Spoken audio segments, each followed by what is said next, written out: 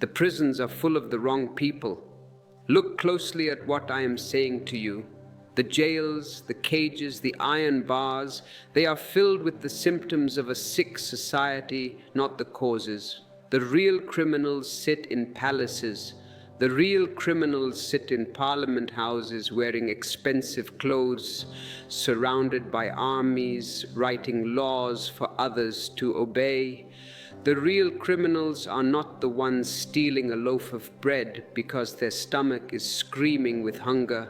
No, the real criminals are the ones who steal the soul of humanity and call it education. They steal your freedom and call it discipline. They steal your very being and call it culture. You have been taught to hate the thief. When you see a beggar stealing a coin, you feel anger, you feel superior, you say, "Look at this bad man." But you have never been taught to question the system that creates the beggar. You bow down to the man who steals a whole nation, who destroys millions of lives in the name of war, in the name of borders. You call him a leader. You call him your excellency. This is the insanity of the world you live in. Reality has been reversed. I am here to turn it right side up again. But be warned. When you see reality as it is, it will shock you. It will shake the ground beneath your feet. And that shaking is necessary because only when your false foundations are destroyed can the temple of truth be built. Before we walk deeper into this forest of truth, I want to ask you to stay present with me. If these words stir something in your heart, if they feel like a mirror reflecting a truth you have long suspected, then subscribe to this channel. This is not just a button, it is a commitment to your own awakening. By joining our community, you help us spread this light to those still trapped in the dark. If you feel a deep resonance, please like this video and share it with one person you know is struggling with the burden of being good. Let us begin a chain reaction of consciousness. In this talk, I am going to show you that crime is not what you think it is. I will reveal how society has played a great trick on you, calling the conscious man dangerous and the unconscious man respectable. You listening to me right now, yes, you have felt this. I know you have felt this deep inside. A feeling that something is wrong, not with you, but with the world that demands you to be false. You have felt trapped between guilt and desire, between what the priests tell you to be and what your biology screams you are. If you have ever felt this conflict, this split, then this talk is your mirror. Look into it. Do not look away. Through it, you will see that freedom is not a dream. It is your natural state. It is who you were before they told you who you should be. Since your childhood, you have been given a script. You have been told who the bad people are. The thief, the drunkard, the prostitute, the rebel. These are the outcasts. And you have been told to bow to the so-called good people, the priests, the teachers, the politicians, the moralists. But tell me honestly, look into your own heart and tell me, have these good people made the world good? Look at history, look at the thousands of years of human existence. It is these good people who have created inquisitions, crusades, jihads. It is these good people who burn women as witches. It is these good people who decide who lives and who dies. Has their virtue brought peace to your heart, or has it brought anxiety? You feel something is false. There is a quiet doubt in you, a whisper that you are being deceived, that maybe, just maybe, those who look holy are the ones most afraid of the truth. Those who preach poverty live in golden temples. Those who preach celibacy are obsessed with sex. Those who preach peace are the biggest warmongers. I am here to bring light to that darkness. I am not here to accuse them, An awakened man accuses no one because he understands the root cause. I am here to awaken you. I am not here to destroy morality, but to reveal something higher than morality, something far more sacred, consciousness. That is the only true law that exists, the law of your own being. So walk with me. We will take a journey through the hidden layers of what we call crime. We will look at how societies have built prisons for the body and even stronger prisons for the soul, and how both can be escaped. Not by violence, not by revolution in the streets, but by the explosion of awareness within. We will see how guilt has been used to control you. Guilt is the greatest weapon ever invented. It is more powerful than any nuclear bomb. A bomb can only destroy your body. Guilt destroys your spirit. It makes you bow down. It makes you feel unworthy. And a man who feels unworthy is easy to enslave. By the end of our time together, you will not only understand who the real criminals are, you will know how to live beyond all prisons. The prison of morality, of politics, of religion, of the mind itself. There will be moments that may shock you. Good. Let the shock happen. A shock is just a knock on the door of your sleep. It says, wake up. Each shock is a doorway to awakening. Let us begin at the beginning. You have been taught that morality makes you good, that following rules makes you righteous, that obedience brings peace. This is the hypnosis. This is the mantra repeated to you since you were in the cradle. Do this, don't do that, be like this, don't be like that. But here is something most people completely miss. Morality has never created a single enlightened human being, not one. Morality creates copies. It creates carbon copies. It creates hypocrites. It creates pretenders. It creates people who have beautiful masks but ugly faces behind them. The truly alive man, the awakened man, has always stood outside the circle of morality. Why? Because morality is imposed from the outside. It is a dead weight. Consciousness grows from the inside. It is a living flower. Think of Jesus. Was he moral according to the society of his time? No. He hung around with prostitutes, with drunkards, with the poor, with the outcasts. The moral people of his time, the rabbis, the high priests, they called him a sinner. They said, this man eats with the wrong people. They crucified him because his very presence was a danger to their morality. Think of Socrates, the wisest man Athens ever produced. What did the good people do to him? They poisoned him. Why? Because he was corrupting the youth? No, because he was making them think. And to a society built on lies, thinking is the greatest crime. To a society of sheep, the lion is always the criminal. Society calls the awakened man dangerous, and they are right. He is dangerous. I am dangerous because I am taking away your chains. And you have been in love with your chains for so long that you think I am stealing your jewelry.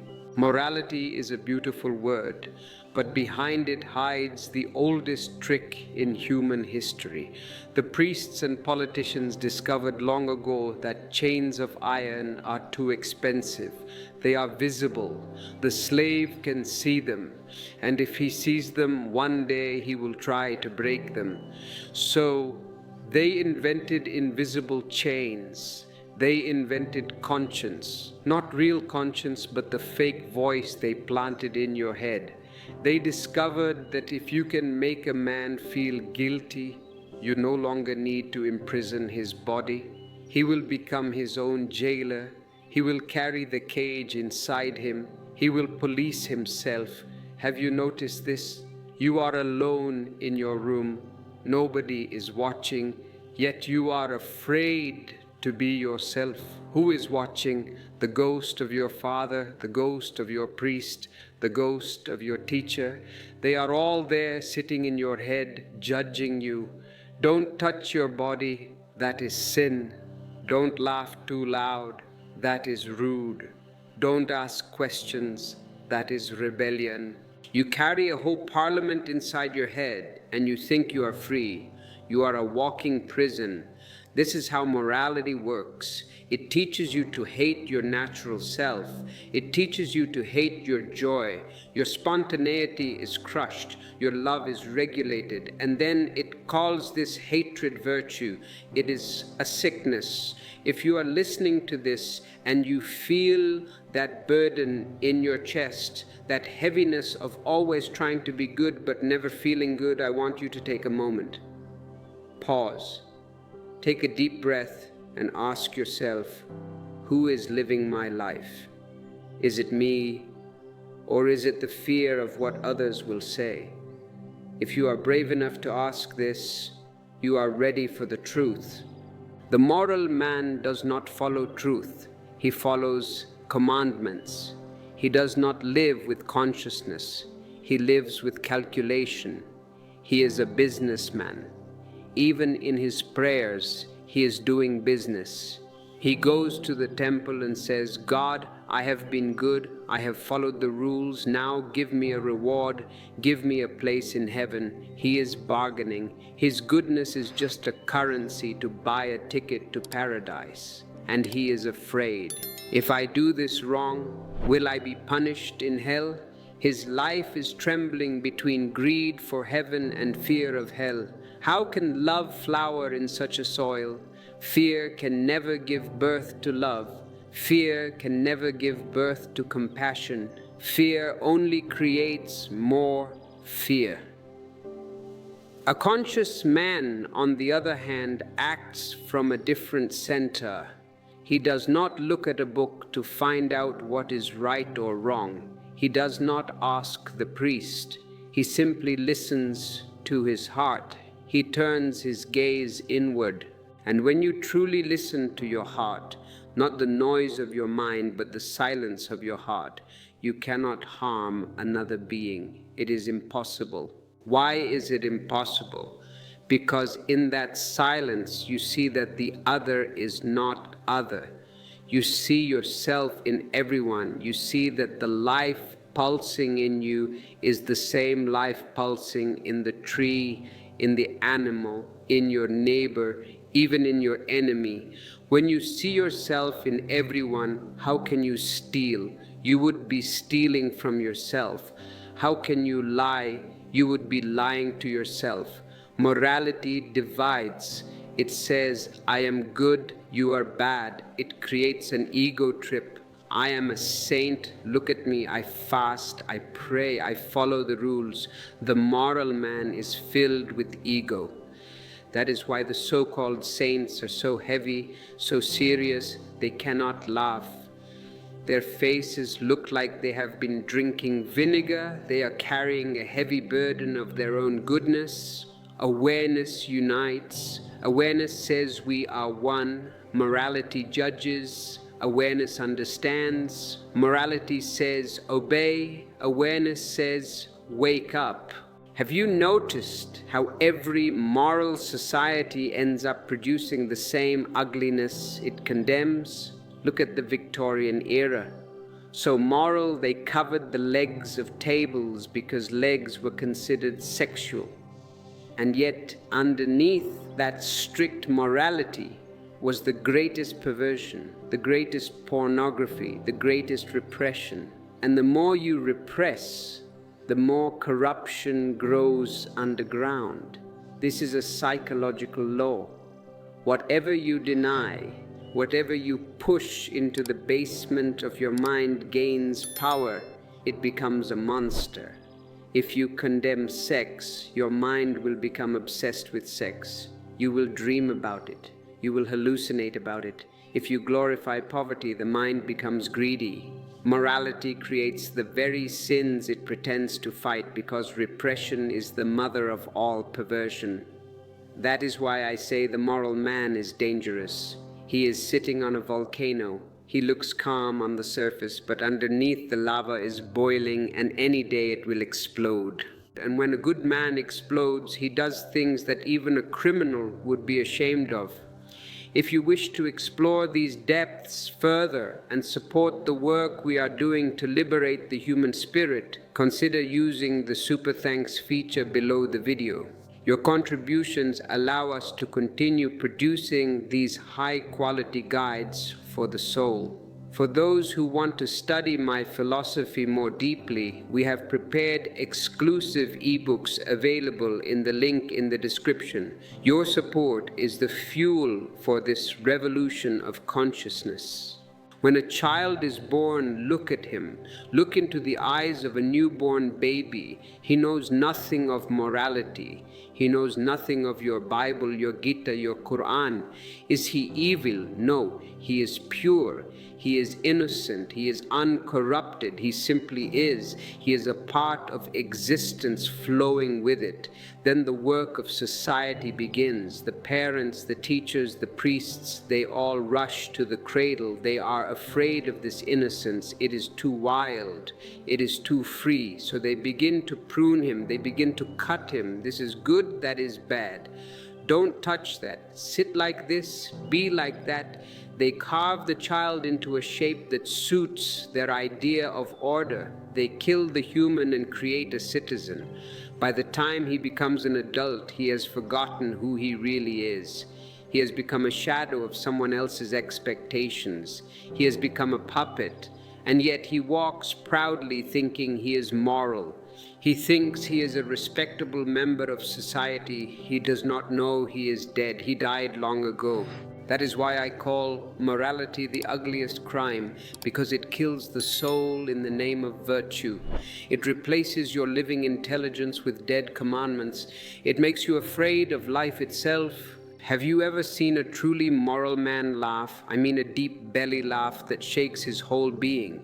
A laugh that comes from the toes. You haven't, because morality kills laughter. Laughter is dangerous to the ego. Laughter is rebellious. When you laugh totally, the mind stops, the thinking stops. And the moral man is afraid of stopping the mind, because if the mind stops, his control is lost. He turns into a corpse that can walk and talk but cannot dance. He goes through the motions of life, but the juice is gone. When you see this clearly, and I mean really see it, not just agree with me intellectually, something radical happens. Your guilt begins to dissolve. You realize that there was never anything wrong with you. The wrong was in the eyes that judged you. The wrong was in the system that measured you against a dead ideal. You were born innocent, and that innocence cannot be destroyed. It can be covered, yes. It can be buried under layers of dust, layers of conditioning, layers of shoulds and should nots, but it is still there. It is waiting for you. Awareness is enough to bring it back. You don't have to do anything to become innocent. You just have to be aware of the corruption that has been imposed on you. The moment you see the false as false, the false falls away. So the next time you feel guilty for being human, for having desires, for feeling anger, for wanting love, stop. Remember, it is not your sin. It is society's programming. It is a software that has been installed in your biocomputer. You are not the software, you are the user, you are the watcher. Awareness is your freedom from that programming. The moment you become aware, morality drops like a dead leaf in autumn. You don't have to pluck it, it falls by itself. And in its place, a new kind of purity arises. Not a purity practiced in front of a mirror, not a purity that seeks applause, but a purity that is wild, natural, born out of your own being. And when that happens, you begin to see the world differently. Your eyes become clear. The fog lifts. You realize that the people called sinners are often the most alive. They have suffered, yes. They have scars, yes, but they are real. And the people called saints are often the most dead. They are plastic flowers. They look perfect, but they have no fragrance, no roots, no life. You understand that a real saint is not one who follows rules. A real saint is one who has dropped all pretension, one who lives with totality, not with rules, but with rhythm. He flows with existence like a river. Sometimes the river moves left, sometimes right. Sometimes it is slow, sometimes it is a waterfall. The river has no map. The river trusts the ocean. But society loves maps. Society loves straight lines. Society hates the river. When you begin to see that morality itself is a mask, a new question arises in you. If those who made the laws are not pure, if they are just playing a game of power, then what is true law? What is real order? And who then are the real criminals? Let us look deeper into this mechanism. I want you to understand the economics of crime, the politics of crime. Here is something that will sound almost unbelievable, yet it is the simple truth. Society itself creates the very criminals it then condemns. It is a manufacturing process. Schools, churches, families, they are factories. And the waste product of these factories is what you call the criminal. It is like a doctor infecting the patient just so he can sell the cure. If everyone is healthy, the doctor goes out of business. If everyone is peaceful, the politician goes out of business. If everyone is innocent, the priest goes out of business. Think about it. The priest needs you to be a sinner. If you are not a sinner, what is his function? He cannot save you if you are not drowning. So his whole investment is in making sure you feel like you are drowning. The laws, the punishments, the moral codes, they do not exist to prevent crime. They exist to sustain it. Because a guilty population is easier to control than a free one. A man who respects himself, a man who trusts his own intelligence, cannot be forced to fight in a war. He will say no. He will say, "Why should I kill a stranger who has done nothing to me?" But a man who is full of guilt, who believes he is bad, who believes he must obey authority to be redeemed, he will pick up the gun, he will kill, he will die, he will do whatever the leaders say. The real genius of the system lies in how it shifts the blame. It points the finger at you. It teaches the poor man to think his hunger is his fault. You are lazy, it says. You didn't work hard enough. It teaches the broken man to think his pain is his punishment. You must have sinned in a past life, or God is testing you. It teaches the enslaved man to believe his chains are the price of peace. If we give you freedom, there will be chaos. So let us control you for your own good. Once this lie settles deep in the heart, there is no need for guards. The prison walls are no longer made of stone, they are made of your own beliefs.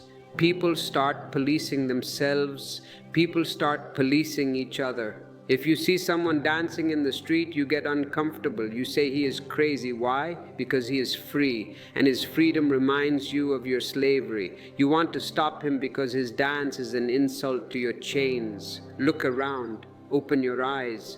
The prisons are overflowing with the hungry, not with the powerful. The man who steals a piece of bread is called a criminal. He is handcuffed. He is thrown in a dark cell. His life is destroyed.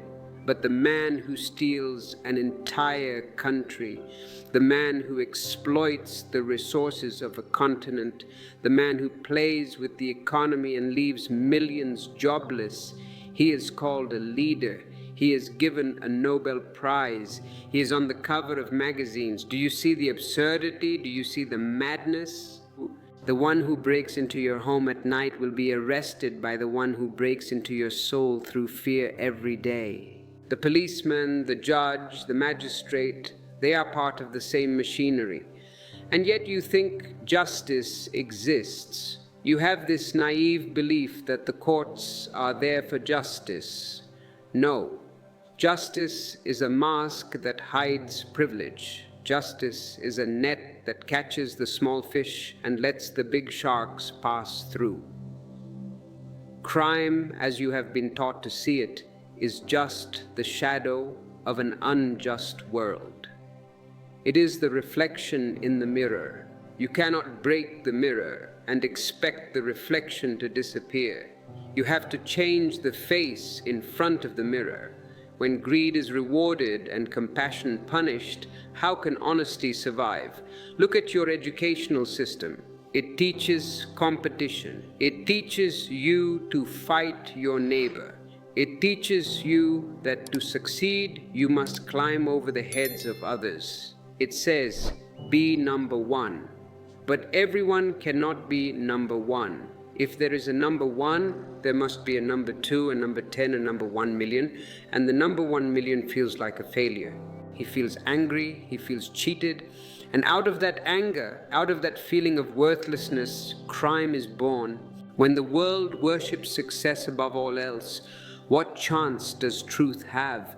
If you tell the truth and lose, you are a loser. If you lie and win, you are a winner.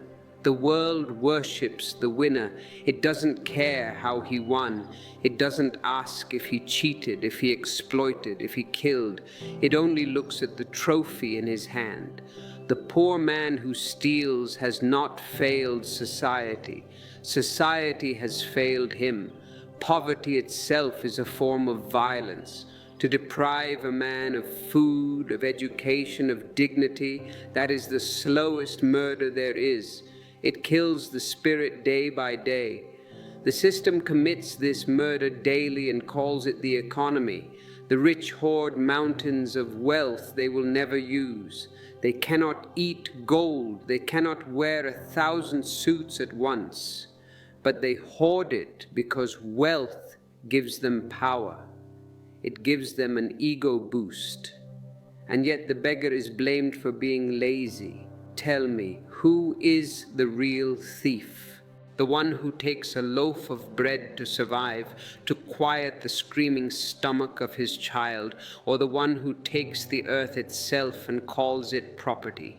This earth belongs to no one. It belongs to existence. How can you own a piece of the earth? Can you own the sunshine? Can you own the wind? But the leaders have drawn lines on the map. They say, this is mine, that is yours. And if you cross the line, they shoot you. You celebrate those who plunder the planet. You call them industrialists. They poison the rivers. They cut down the forests. They fill the air with smoke. They are killing the future of your children, but they are respected. They donate a little money to charity, build a temple or a hospital, and you clap your hands. What a great man. And you curse the hungry child who takes what he needs. This is how upside down the world has become. And yet you still believe crime is the fault of individuals.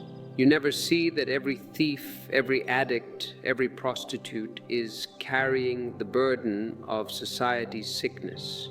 They are the symptoms. They are the visible wounds of a body that is dying of its own injustice. When you treat the symptom, you ignore the disease. You put the thief in jail, but the greed that created him is still running the government. You punish the drug addict, but the misery that made him seek escape is still woven into the fabric of your daily life. I want you to be the judge today, not the judge who sits in the court with a wig, but the judge of your own intelligence. Who is guilty, the victim who screams, or the system that crushes him? If you are beginning to see the picture, if the fog is starting to clear even a little bit, then we can move deeper, because this is just the surface. The political and economic crimes are just the outer layer. There is a deeper crime, a spiritual crime, and that is where the real work begins. We will go there, but first you must drop your old definitions.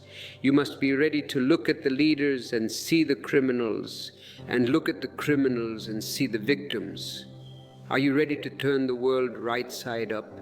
To take the next step in this journey of wholeness, I invite you to click the join button and become a member of our inner circle. Our members receive exclusive content and direct guidance to help them navigate these turbulent times with clarity. If you found value in our message, subscribing and turning on notifications ensures you never miss a step in this evolution of the soul. Are you ready to turn the world right side up? Then look at the story of the murderer Angulimala. This is one of the most significant moments in the history of human consciousness. Angulimala was a madman. He had taken a vow to kill 1,000 people and wear their fingers as a garland around his neck. He had already killed 999. He needed just one more finger to complete his vow. The whole kingdom was trembling. Even the king was afraid to go near the forest where Angulimala lived. But Buddha walked toward that forest. The people warned him. They said, "Don't go. He does not care who you are. He will kill you just as easily as he kills a fly." Buddha smiled and kept walking. Why? Because the moral man judges, but the awakened man sees. When Buddha met Angulimala, he didn't call him evil. He didn't lecture him on the 10 Commandments. He didn't pull out a law book. He saw the suffering that had driven this man mad. He saw a man who had been born into a world without love, beaten by society, rejected by the so-called good people, twisted by guilt and anger. He saw that Angulimala was not a criminal. He was a victim of a criminal society. And what did Buddha do? He didn't punish him. He didn't call the police. He simply stood there in total silence, in total love. He made him conscious. He said to him, "I have stopped, Angulimala. I stopped long ago. My mind is still, but you are running. When will you stop?" That simple question, "When will you stop?" pierced Angulimala's heart like a sword. In that moment of shock, in the presence of a man who had no fear, the murderer disappeared. The mask fell off. The man remained. Angulimala threw away his sword and fell at Buddha's feet. He became a monk. He became enlightened. Awareness heals what punishment never can. If Buddha had used violence, Angulimala would have remained a killer, but Buddha used light. Now, not all theft is for bread. Not all crime is born of poverty. There is another kind of hunger that is far more dangerous, far more destructive. It is the hunger for power. And this hunger does not belong to the poor. It belongs to those who are already drowning in wealth. It is the hunger that drives kings, priests, and presidents. The poor man steals coins because his belly is empty. The powerful man steals freedom because his soul is empty. Do you see the difference? The poor man's crime is physical. The politician's crime is spiritual. They steal the dignity of the human soul. The politician rules your body. He puts borders around it. He taxes it. He drafts it into war. The priest rules your mind. He puts beliefs in it. He puts fear in it. And both of them have the audacity to call it service. They say, "We are serving the people." This is the greatest joke. Together they build invisible prisons. They create laws and beliefs so sacred that you don't even see the walls. And because you think you are free, you never try to escape. A prisoner who knows he is in prison will try to dig a tunnel, but a prisoner who thinks he is in a palace will decorate the walls. The real criminals are not in your jails. They are in your temples and parliaments. They are the ones who make you afraid of pleasure. They make you afraid of truth. They make you afraid of rebellion. Why? Because fear is their weapon and guilt is their leash. If you're not afraid, you don't need a leader. If you are not guilty, you don't need a priest. Their whole business depends on your sickness. So they must keep you sick. They must keep you trembling. If you are beginning to see this web of control, if you are realizing how deep this game goes, I want you to pause for a second. If you want to be free of this game, you have to support the truth. Engage with this message, like this video. Share it with someone who is still sleeping.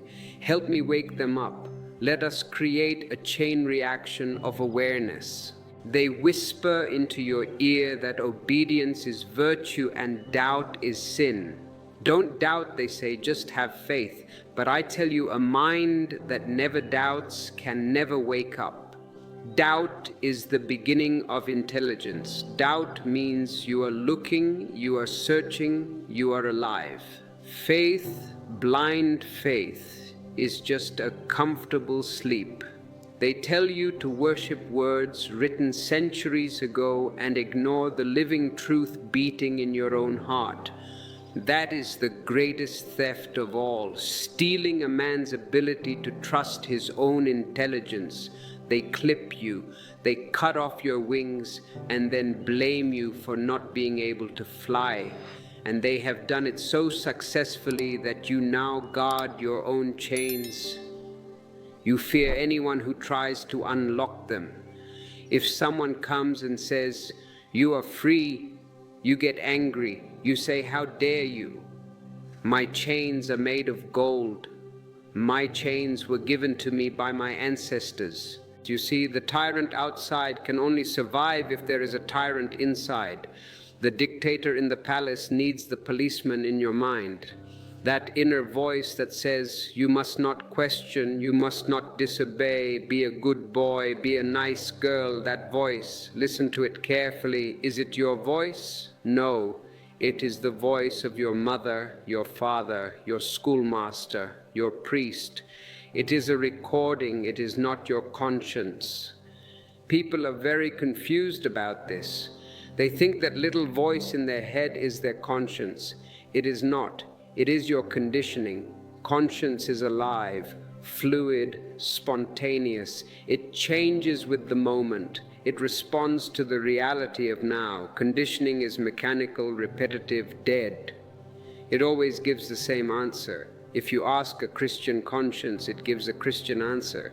If you ask a Hindu conscience, it gives a Hindu answer. But truth is neither Hindu nor Christian. Truth is just truth. It's just. But as long as you listen to the dead voice of conditioning, you will continue to live in a graveyard. You will be a zombie. You will move. You will eat. You will reproduce, but you will not live. But once awareness enters, that inner tyrant begins to die. This is the miracle of meditation.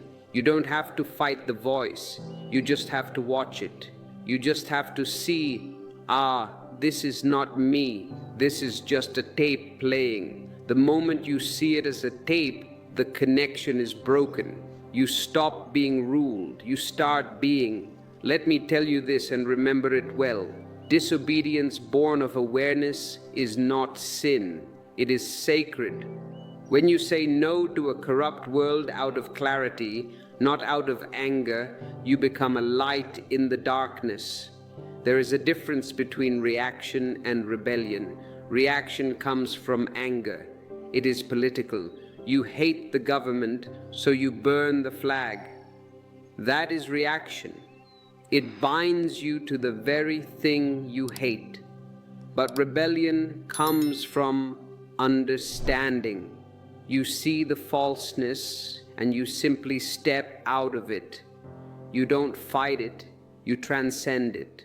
The true revolution is not when you overthrow governments. We have done that for thousands of years. We overthrow one tyrant and another takes his place. We call it democracy. We call it communism. But the slavery remains. The names change. The prisons remain. The true revolution is when you overthrow the dictator within.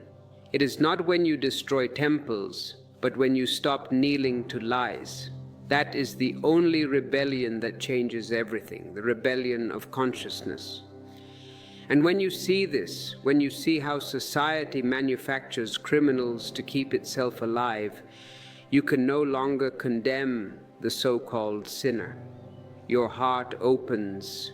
You begin to see the pattern. You see the invisible hands writing the rules and calling it justice, building prisons and calling it peace, making slaves and calling it morality. You stop judging and compassion is born. This is inevitable. Awareness is the father, compassion is the mother. They always come together. Once you understand that society creates both the thief and the judge, the killer and the saint, then your vision clears. You see that they are both players in the same game. They need each other. The judge needs the thief to feel important. The saint needs the sinner to feel holy. You stop asking, how do we punish crime? And you start asking, how do we awaken love? That is the only real question. Punishment has failed. Look at your history books. Punishment has been tried for 10,000 years. Has crime disappeared? No, it has increased. It has become more sophisticated. Because a man who is conscious cannot harm. It is impossible. His very presence becomes a blessing. His very breath is a healing. He is in harmony with the whole. And when enough human beings live in that awareness, this whole machinery of sin and punishment will collapse. There will be no need for prisons, for governments, for priests. Why would you need a policeman if you don't want to steal? Why would you need a priest if you are already in direct contact with the divine? The only true law will be the law of understanding. So look carefully. The world you live in has turned everything upside down. The true saints are in prison or in madhouses or ignored on the streets. And the real criminals are giving sermons. The thieves are punished for stealing bread. But those who have stolen your joy, your innocence, your laughter, they are praised as protectors of morality. That is the grand deception.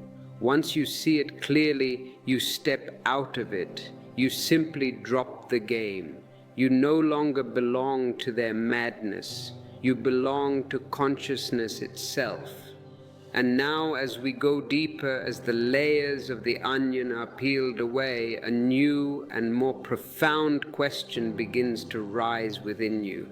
If forgetfulness of our being is the root of all this trouble, if unconsciousness is the seed of every act of violence, then perhaps the greatest crime is not against others at all. Perhaps the real crime is against oneself.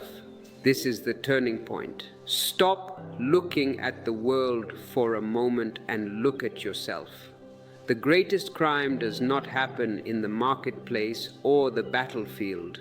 It happens in the silent corners of your own being. The real crime is forgetfulness, forgetting that you are consciousness, forgetting your original face, forgetting who you were before they gave you a name and a religion. Beneath the noise of your thoughts and the burdens of your identity, there exists a pure, living presence that has never harmed anyone. That presence is you, that cannot harm anyone because it knows no separation. When man forgets this, he falls asleep, and in that sleep, he begins to hurt others. He begins to hurt himself. He becomes a nightmare to himself and to the world. Every war, every lie, every cruelty that has ever scarred this earth began in the same moment, the moment man forgot who he was. You see, the world is not suffering because man is evil. That is a wrong diagnosis. Priests say you are born sinners. I say no, you are not born sinners. You are born unconscious. You are born in a state of sleep potential. The world suffers because man is unconscious. Forgetfulness is the root of all violence. The moment you forget your being, ego takes over. The ego is a false entity. It is a bubble, and because it is false, it is always afraid of popping. It needs constant support. It needs conflict to survive. It needs to prove itself.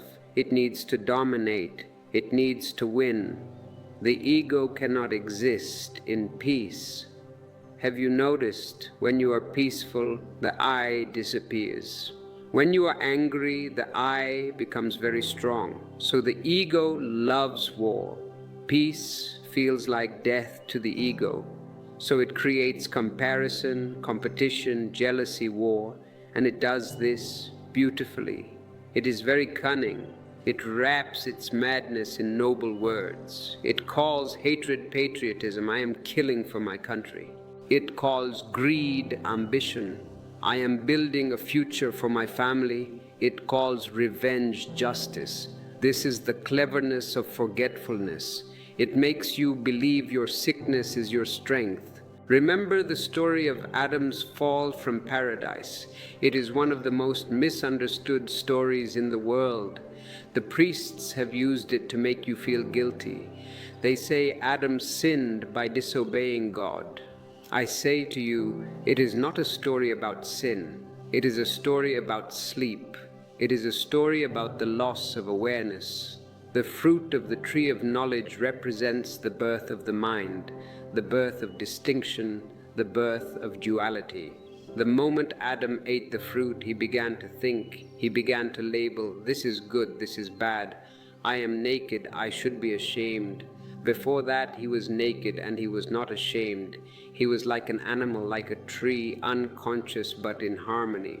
The fruit represents the beginning of thought, and with it, the loss of direct awareness.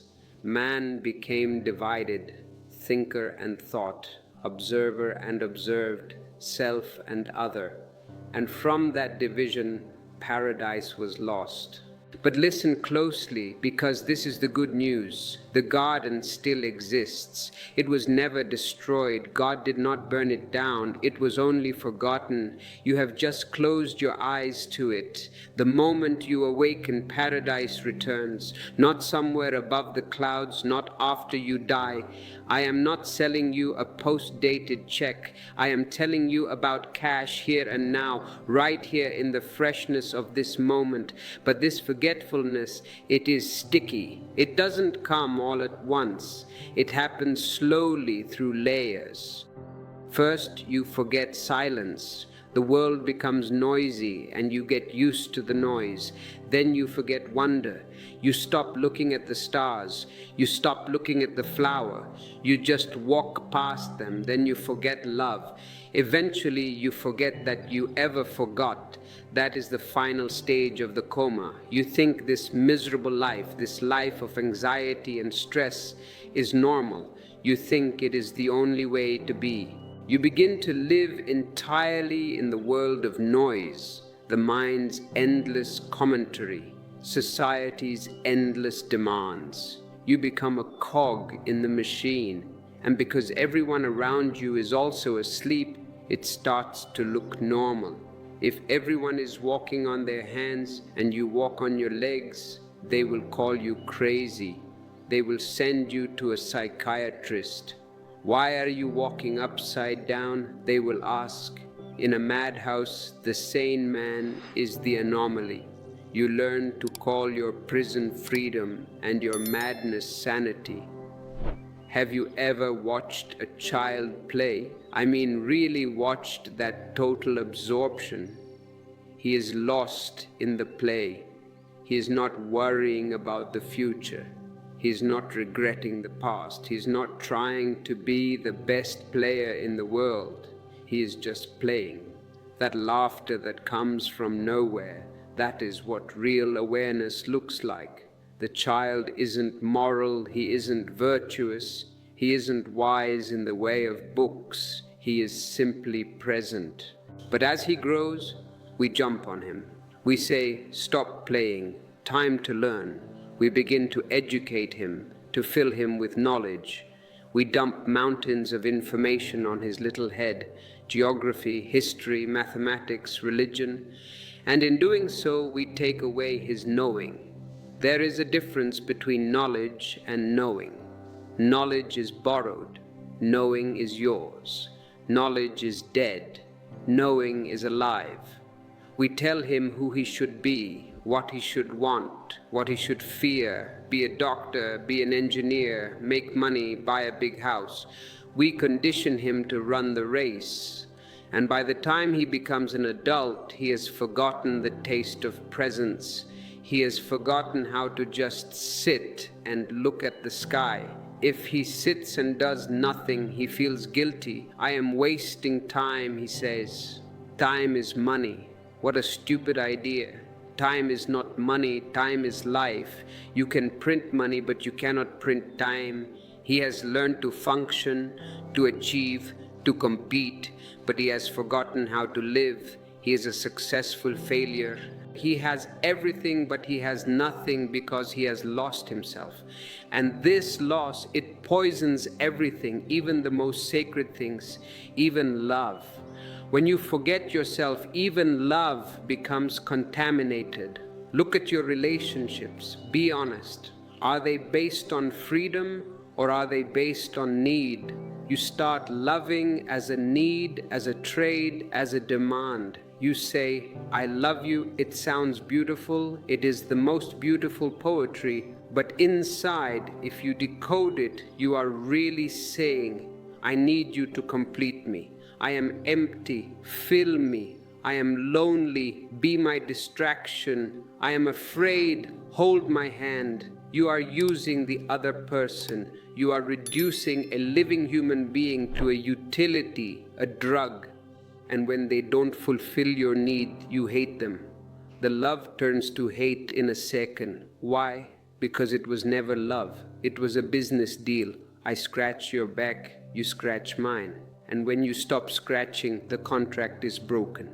But how can two empty people complete each other?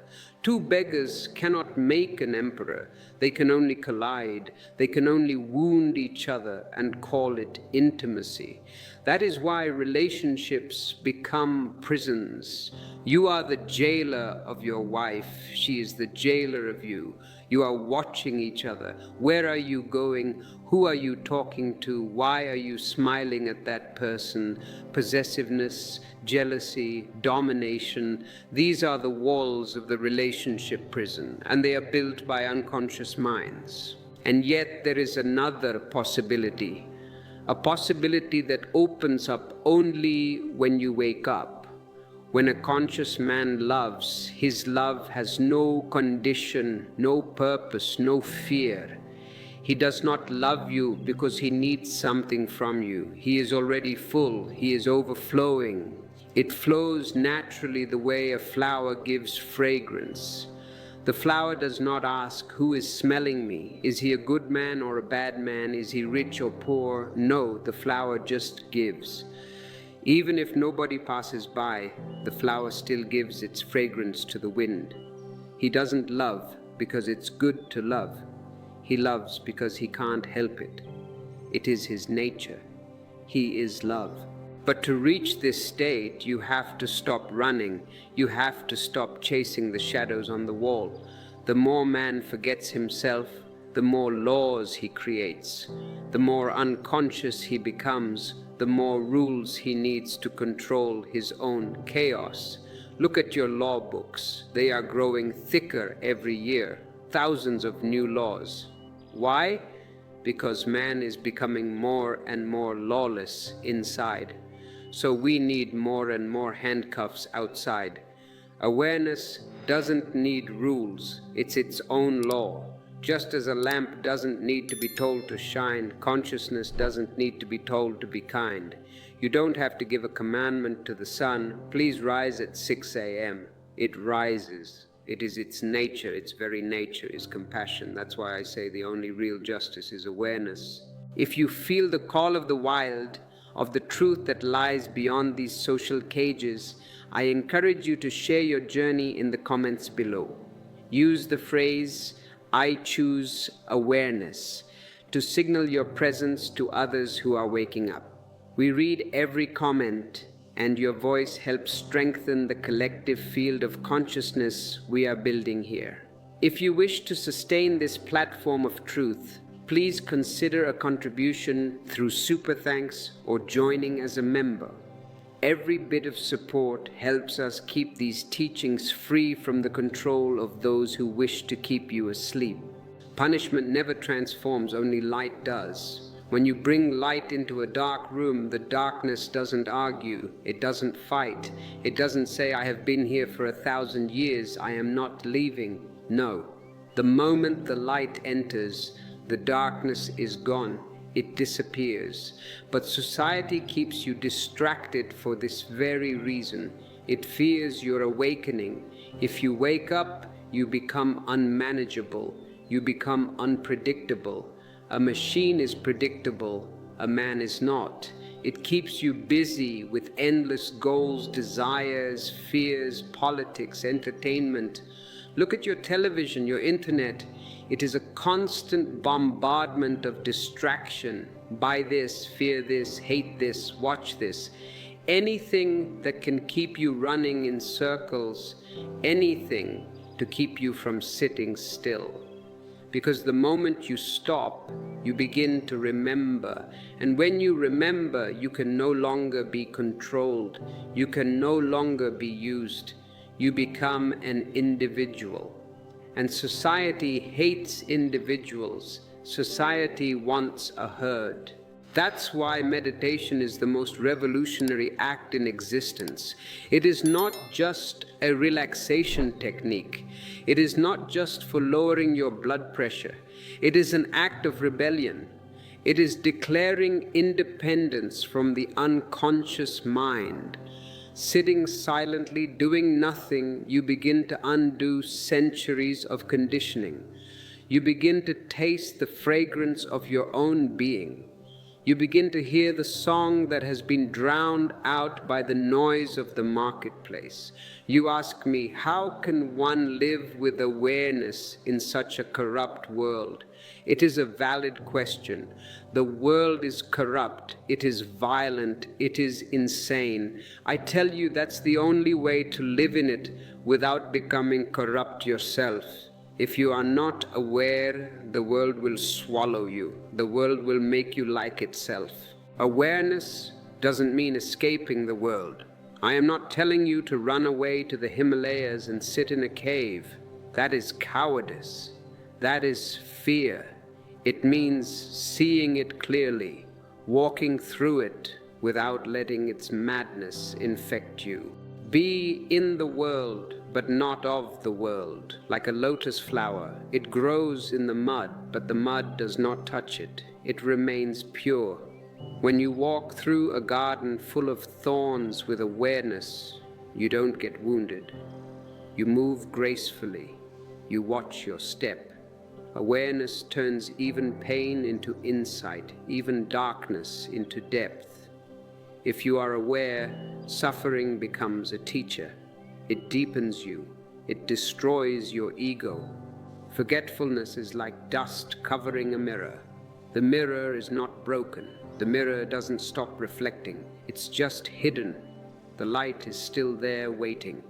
All you need is to clean the dust.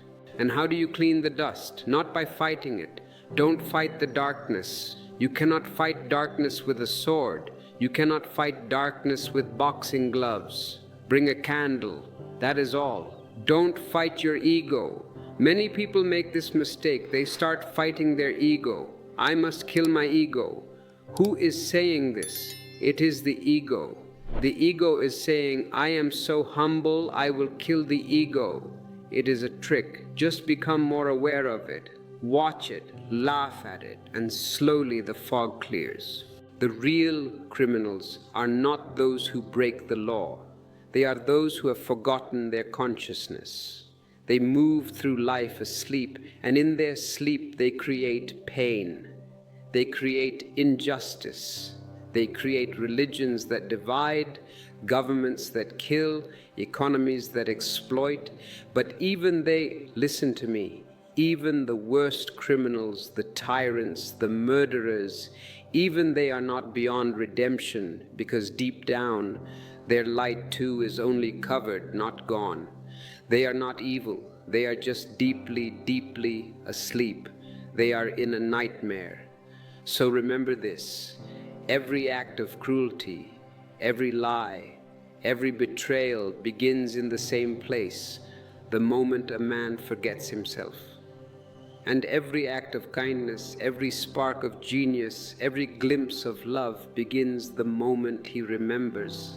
Awareness is not a luxury. It is not a hobby for rich people who have nothing else to do. It is not something you do on Sunday morning. It is survival. The moment you forget your being, you begin to die.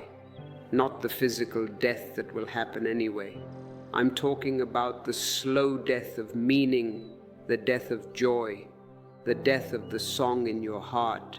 The moment you remember, you are reborn. If forgetfulness is the root of crime, then remembrance, awareness, must be the true justice. And that awareness is not something you have to gain. It is not an achievement like a university degree or a bank balance.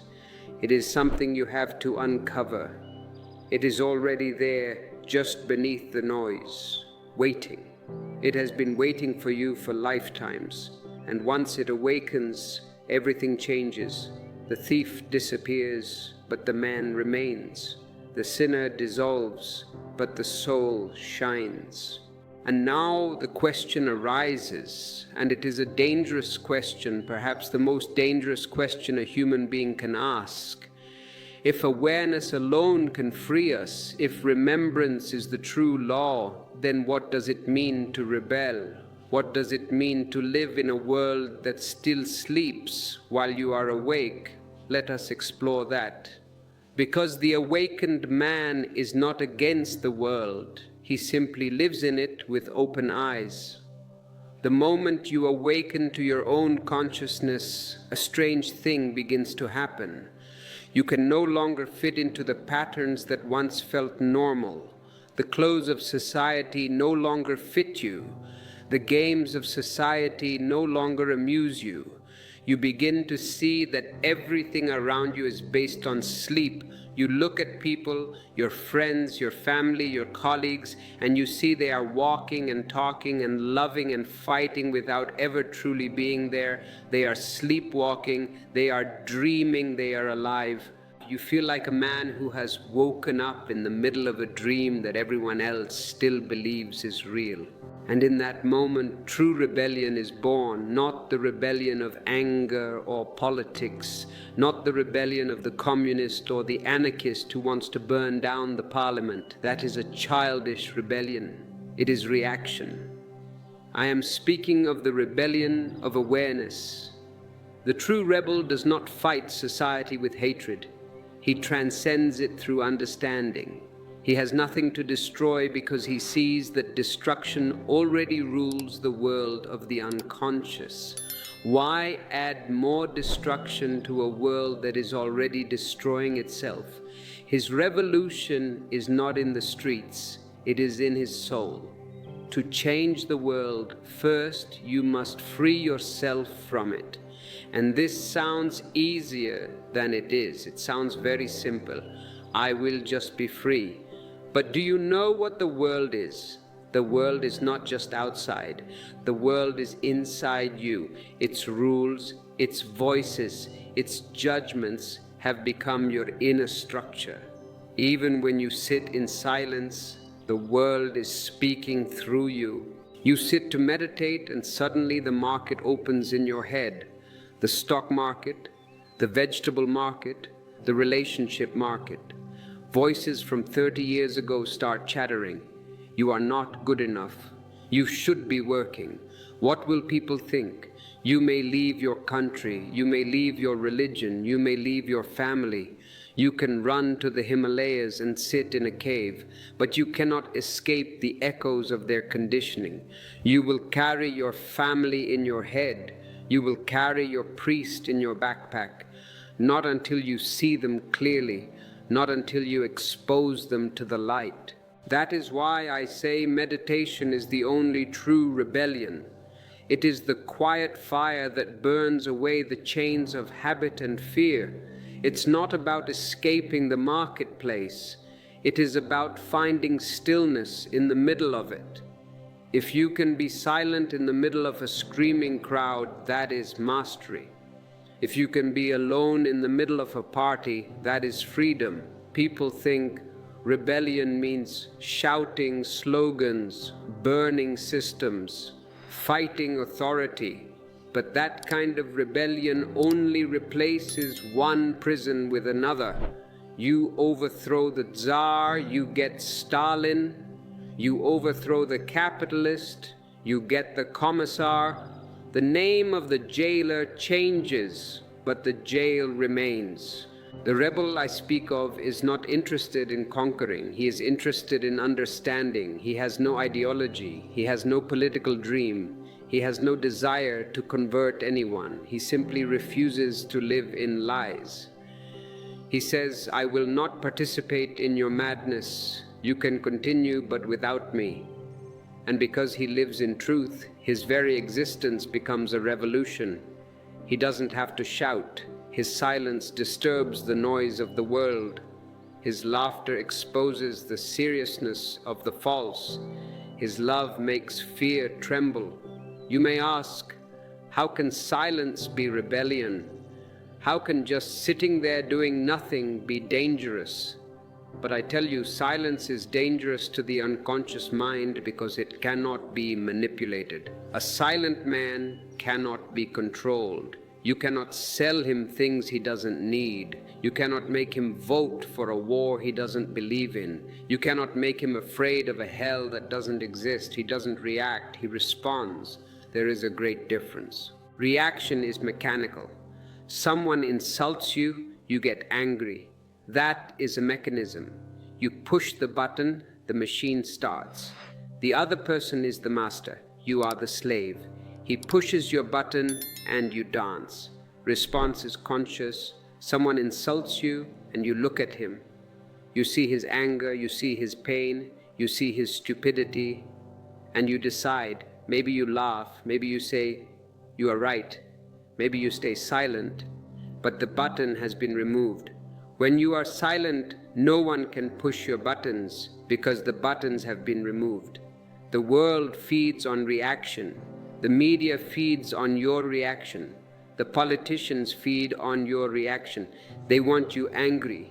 They want you afraid. The moment you stop reacting, the whole machinery begins to collapse. The vampire loses its food source. That is why every society fears the man who meditates. They will tolerate a drunkard. They will tolerate a thief, but they cannot tolerate a Buddha. The soldier who kills is rewarded with medals. The monk who sits in stillness is called useless.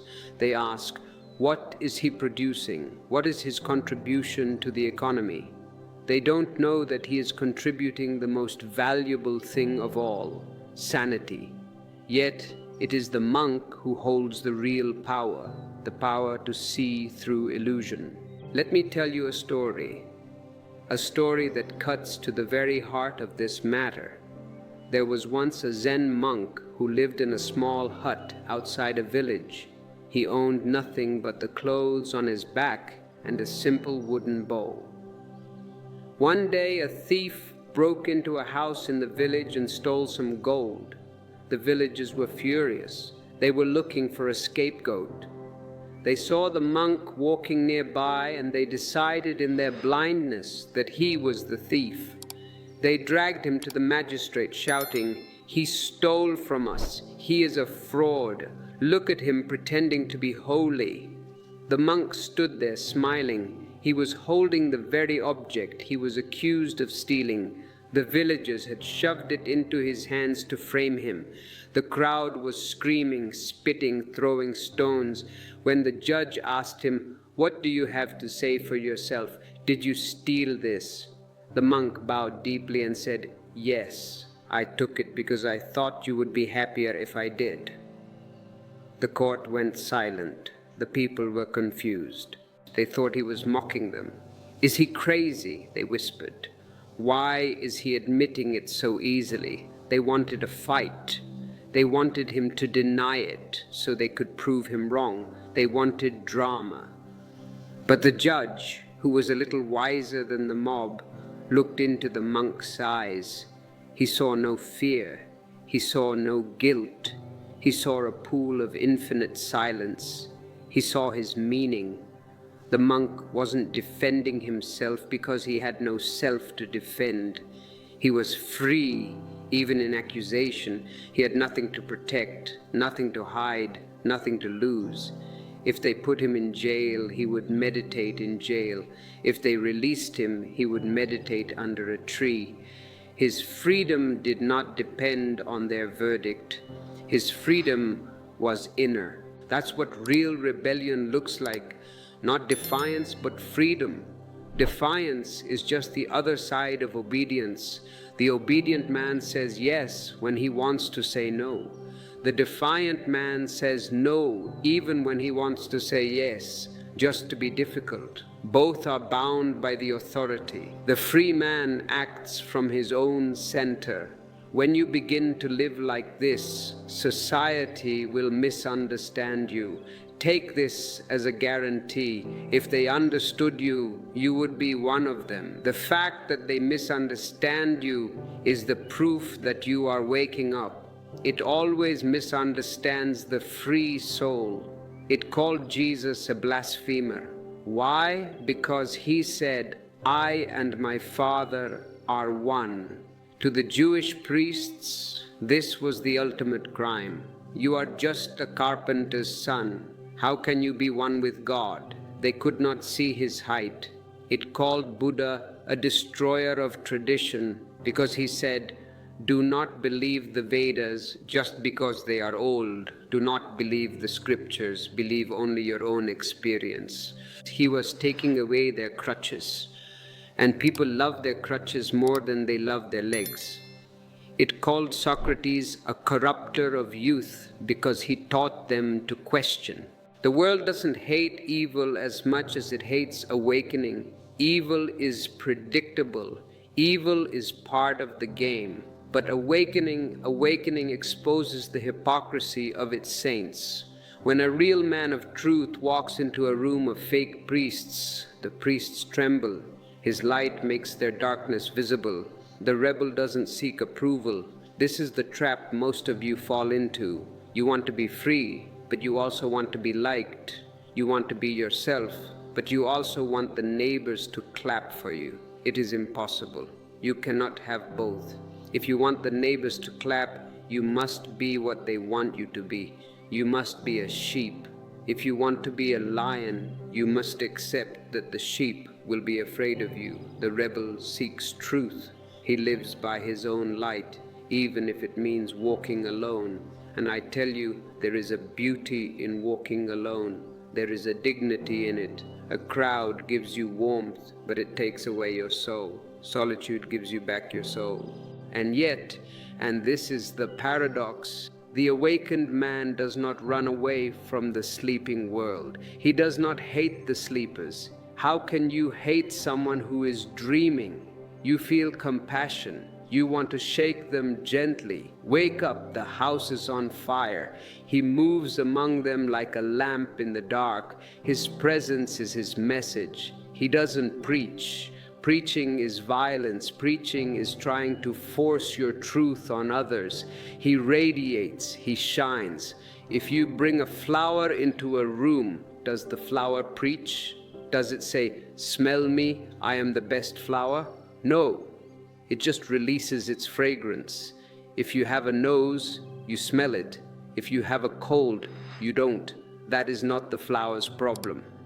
The awakened man isn't against anyone. He is simply for consciousness. Wherever he goes, the very air begins to tremble with awareness. Have you ever met such a man, or even sat in the presence of someone who is deeply silent? You feel something, you can't explain it, your mind stops. You can't. Your worries suddenly seem small. People may not understand him, but they feel something, a strange calm, a sense of possibility, a memory of something they had forgotten. They feel a pull like a moth to a flame. This is the gift of the rebel. He reminds others that freedom is their birthright. He is a mirror. When you look at him, you see your own potential. You see what you could be. And if this is resonating with you, if you feel that trembling in the air right now just by listening to these words, then you are ready. You are ready to stop being a reflection and start being the source. Don't just listen, become. Subscribe to your own awakening. Join this rebellion of silence. But let us go deeper. The rabbit hole has no bottom. When one man awakens, it is a miracle. In a world of billions of sleepwalkers, for one pair of eyes to open is a cosmic event. But when many awaken, when you awaken, and you, it becomes a revolution, a silent one, invisible to those still trapped in noise, yet unstoppable. They will not see it coming. The politicians will not see it on their radars. The economists will not see it in their graphs, because it is not happening on the surface. It is happening in the roots. To help these roots grow and to ensure this message reaches every corner of the globe, I invite you to support this channel. By becoming a member through the Join link, you provide the resources necessary to keep this fire burning. Your super thanks contributions are like seeds planted in the garden of consciousness. And remember, our ebooks are designed to be your companions in the silence, providing light when the world feels too dark. The outer world begins to reflect the inner change. This is the only way real change happens. Violence decreases not because of new police forces, not because of more cameras on the streets, but because hearts are no longer at war with themselves. If you are peaceful inside, you cannot be violent outside. If you are not fighting yourself, you have no need to fight your neighbor. Greed fades not through socialism or capitalism. Ideologies have failed. Communism failed. Capitalism is failing. Why? Because they treat the symptom, not the cause. Greed comes from an inner emptiness. You feel a hole inside, so you try to fill it with money, with cars, with power. But the hole is infinite. You can throw the whole world into it and it will still be empty. But when you are awake, the hole disappears. You are full. You are fulfilled. Greed fades because the need to fill the inner emptiness disappears. A conscious being does not need power over others. His joy is in being himself. He is so happy just breathing, just existing, that he has no need to conquer. This is how real transformation happens. It doesn't start with a crowd. It starts with a single flame. Look at a candle. It is a small flame, but it can light 1,000 other candles without losing its own light. And soon the whole room is bright. When enough flames are lit, the darkness cannot survive. Buddha didn't fight kingdoms. He was a prince. He could have been a great king, a conqueror, but he saw the futility of it. He dropped the sword and took up the begging bowl, and yet he conquered more hearts than Alexander the Great. Alexander conquered land. Buddha conquered souls. He created awareness. Gandhi didn't conquer armies. He was a frail old man. He had no weapons, but he inspired conscience. He made the British Empire feel ashamed. He defeated them not with guns, but with truth. Their revolutions were not made of weapons, but of awakening. And that is the only revolution that lasts, because it doesn't depend on victory, it depends on vision. When you fight with a sword, there is a winner and a loser, and the loser will wait for his time to strike back. The war never ends. But when you fight with awareness, there is no loser. Everyone wins. Even the one you opposed is transformed. So I say to you, be a rebel, but not the kind who fights authority in the streets. Be the kind who transcends it. Don't waste your energy on anger. Anger is a leakage of energy. It makes you weak. It blinds you. Channel that energy into understanding. Don't hate the blind. If a man is blind and bumps into you, do you get angry? No, you help him. The politicians, the priests, the criminals, they are blind. Become more light. Don't argue with the false. Argument only gives the false validity. If you argue with a fool, there are two fools. Simply live so truly that the false fades on its own. This is the rebellion of the awakened heart, effortless, graceful, and unafraid. And as you walk this path, as you begin to embody this rebellion, you will notice a strange peace growing within you. It is not a dead silence like a cemetery, it is a singing silence. The noise of ambition fades. You realize you don't have to become the president. You don't have to become the richest man. You are enough as you are. The need to prove yourself dissolves. Who are you trying to prove yourself to? To a society that doesn't care about you, to a father who is dead. You no longer want to change the world because you see the world is already changing through your very awareness. Your vibration is changing it. That's the paradox of the rebel. He changes everything by trying to change nothing. He is like a catalyst. He enters the chemical reaction and everything changes, but he remains untouched. He simply becomes a mirror in which existence can see itself clearly again. And now we arrive at the threshold of the ultimate understanding. We have looked at crime. We have looked at the rebel. But there is one more step, one final illusion to shatter. If the rebel lives in this state of total awareness, beyond fear and guilt, beyond obedience and defiance, then what happens to the very idea of crime and virtue? What happens to morality itself? Does he become immoral? Does he become immoral? Or does he enter a dimension that your languages have no word for? Let us go deeper. For only beyond those ideas, beyond the duality of good and bad, does true innocence begin to bloom. When awareness flowers fully, something extraordinary happens. Both crime and virtue disappear. The whole map dissolves. What remains? What remains is innocence, a state so pure that it cannot be compared to goodness or badness, right or wrong. It is beyond them like the sky is beyond the clouds. Clouds come and go. Some are white and fluffy, some are dark and stormy, but the sky remains untouched. It has no preference. It does not say, I only want the white clouds. It accepts all. You see, morality and immorality are two sides of the same coin. They are both manufactured by the human mind. They are twins. The moment you say this is good, you have already created the shadow of bad. The moment you define virtue, vice is born. You cannot have saints without sinners. They define each other. That is the duality in which humanity has suffered for centuries, chasing goodness and falling into guilt, trying to avoid sin and becoming obsessed with sin in the effort. It is a trap. The more you run away from a shadow, the more the shadow chases you.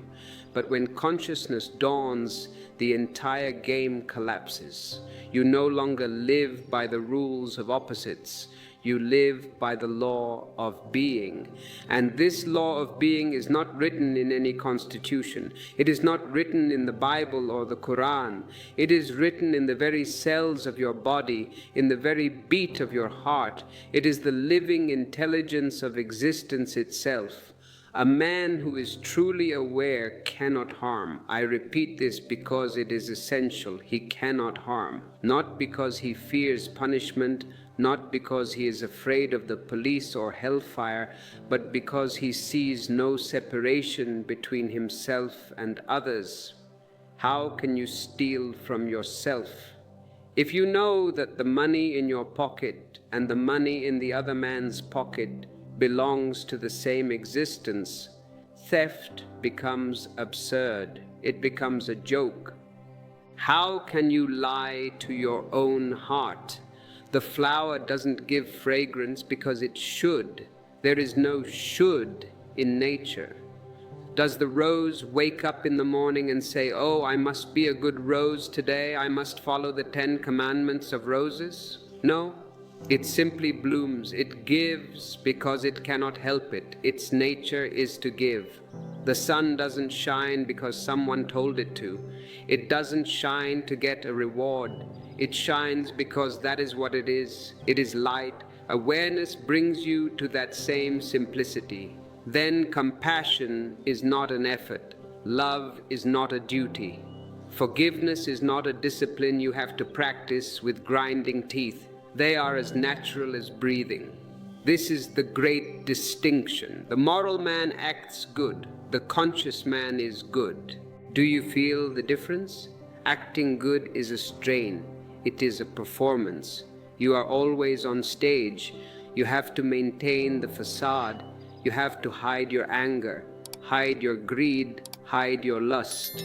And whatever you hide grows in the dark. Virtue without awareness is dead.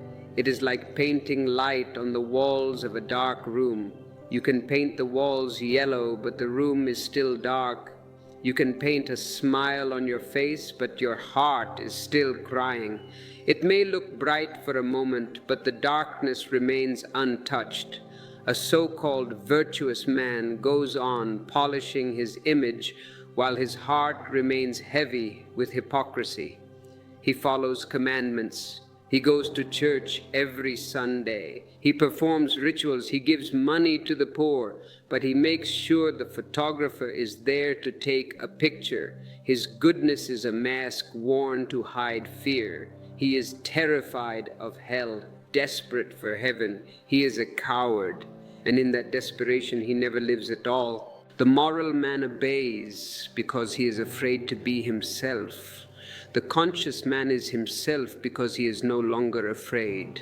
Have you noticed how those who preach virtue are often the most miserable people you meet? Look at your priests, your Puritans. Their smiles are tight like plastic.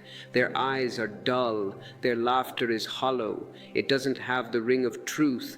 Why? Because they have been suppressing their nature for so long. They have been fighting themselves.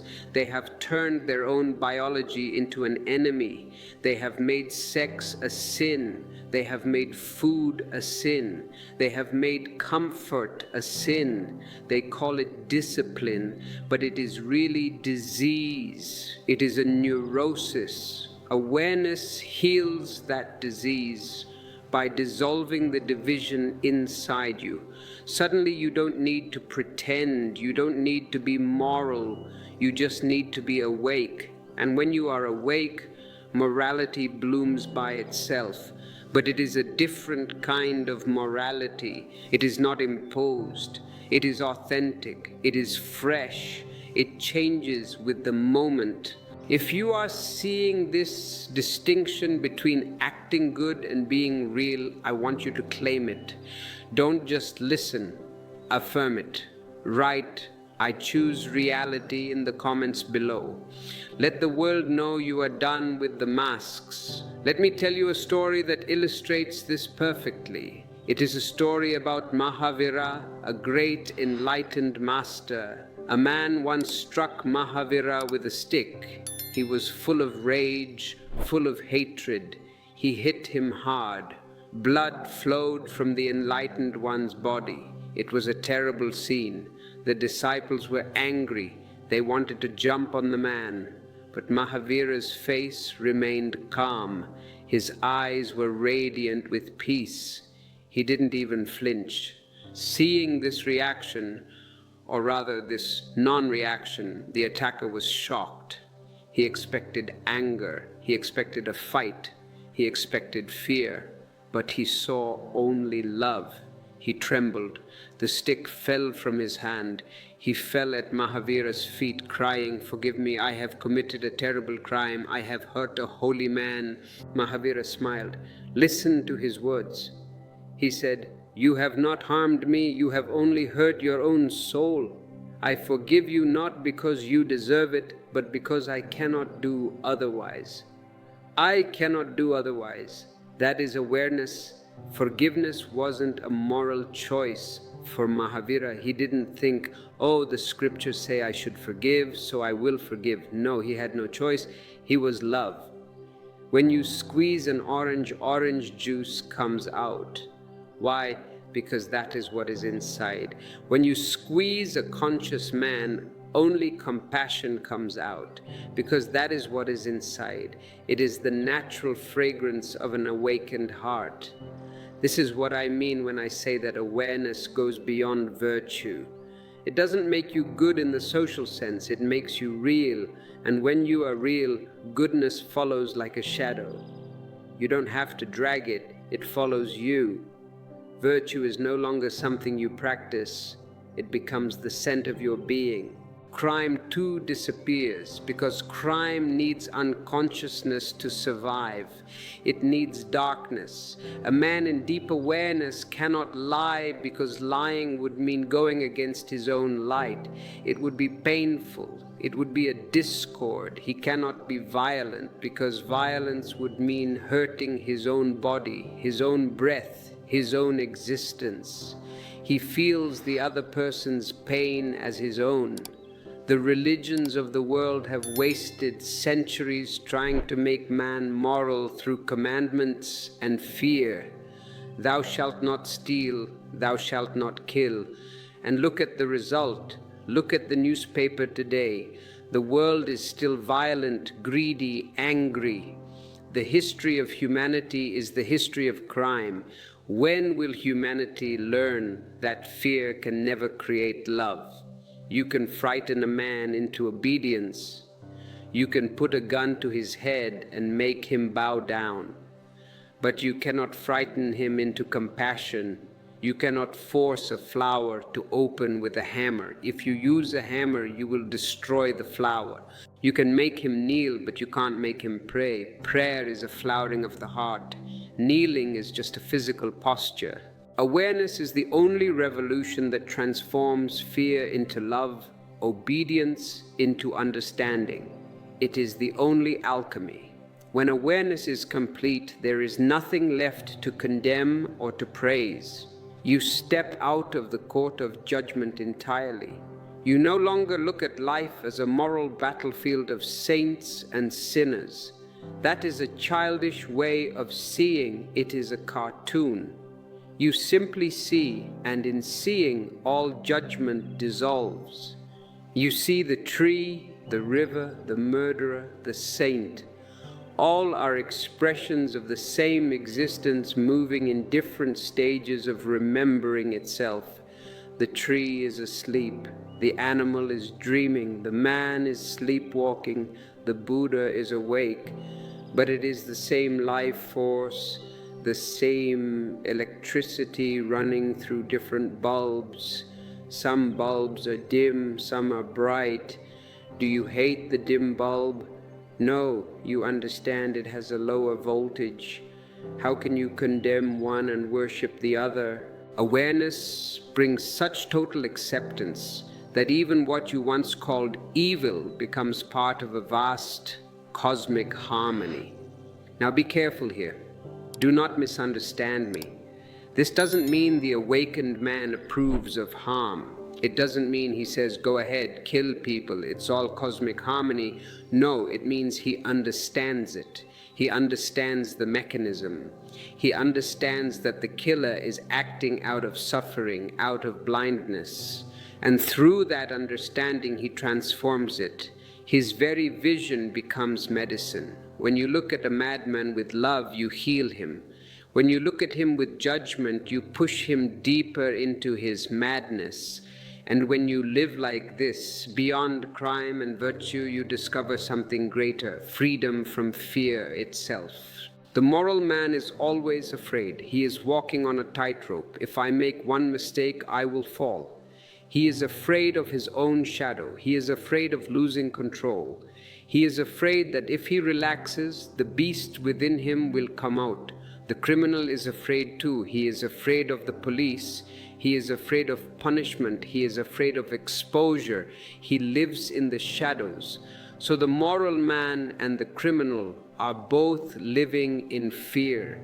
They are neighbors in the same psychological city. But the conscious man knows no fear because he has nothing to lose and nothing to protect. He is transparent. You can look right through him. He has no secrets. His heaven is here. His hell has been dissolved by light. He lives each moment in trust, not intention. He trusts existence. He knows that whatever happens is right. If life brings joy, good. If life brings sadness, good. He watches both. When the mind is silent and the heart is free, innocence returns. If this message has touched you, if it has shaken you, do not keep it to yourself. That is miserliness. Share it. Spread the fire. Perhaps there is someone in your life, a friend, a brother, a partner who is suffering, who is trapped in the prison of guilt and morality. Send this message to them, not to convert them, but to offer them a key. Maybe they are ready. Maybe they are just waiting for a knock on the door. Be that knock. And do not forget to claim your place in this rebellion. When you click that subscribe button, do not do it mechanically. Do not do it just because it is a YouTube habit. Do it as a commitment, a vow that says, from this day forward, I choose awareness. From this day forward, I choose to be real. Let this channel be your temple of silence. Come back here whenever the noise of the world gets too loud. Come back here to remember who you are. We will continue this journey. We will explore every corner of the human mind. We will tear down every wall that separates you from existence. I am not here to give you comfort. I am here to give you truth. Comfort makes you sleep. Truth wakes you up. And to be awake is to be alive for the first time. Walk out of the prison. The door is open. The gods are gone. The criminals have no power over a soul that is free. The sky is yours. The earth is yours. The stars are yours. Be a rebel. Be a lover. Be a Zorba. Be a Buddha. But above all, just be. Good night and good morning to your soul. Everything you have known as good is simply a way to keep you small. The real criminals are not in the dark alleys. They are the ones who steal the soul of humanity and call it education. They take your freedom and call it discipline. You have been a victim of a great trick where the conscious man is called dangerous and the unconscious man is called respectable. I am here to tell you that this respectability is a shroud for a dead soul. You have been given a script since childhood, told to bow to priests, teachers, and politicians. But look at history. It is these good people who have created inquisitions, crusades, and jihads. Has their virtue brought peace to your heart, or has it brought anxiety? If you feel this heaviness, this burden of trying to be good but never feeling good, I want you to pause. Ask yourself, who is living my life? Is it you, or is it the fear of what others will say? If you are brave enough to ask this, you are ready for the truth. The moral man follows commandments, not truth. He lives with calculation. He is a businessman bargaining for a seat in heaven. But fear can never give birth to love. Only awareness can. Awareness is the only true law. When you listen to the silence of your heart, you cannot harm another being because you see yourself in everyone. Morality divides, saying, I am good, you are bad, but awareness unites. Society calls the awakened man dangerous because he takes away your chains. And you have been in love with those chains for so long that you think I am stealing your jewelry. But these are invisible chains. They have invented a fake conscience in your head to make you your own jailer. You carry a whole parliament in your head and think you are free, but you are a walking prison. To support this mission of breaking invisible chains and to help us reach more souls, I invite you to click the Join Katl button. Our members are the backbone of this rebellion of consciousness. Also, if you want to dive deeper into these teachings, our exclusive ebooks are available via the link in the description. Your support through Super Thanks, Super Teshakur, helps us keep this light shining in a world of shadows. Whatever you repress gains power and becomes a monster. If you condemn sex, you become obsessed with it. Morality creates the very sins it pretends to fight. The moral man is dangerous because he sits on a volcano of repressed desires. But you were born innocent. Society pruned you and killed the human to create a citizen. I call morality the ugliest crime because it kills the soul in the name of virtue. Laughter is rebellious because it stops the mind, and the moral man is afraid of losing control. When you see the false as false, it falls away. You are not the software of your conditioning. You are the user, the watcher. The moment you become aware, morality drops like a dead leaf. In its place arises a purity that is wild and natural. A real saint is not one who follows rules, but one who has dropped all pretension and flows with existence like a river.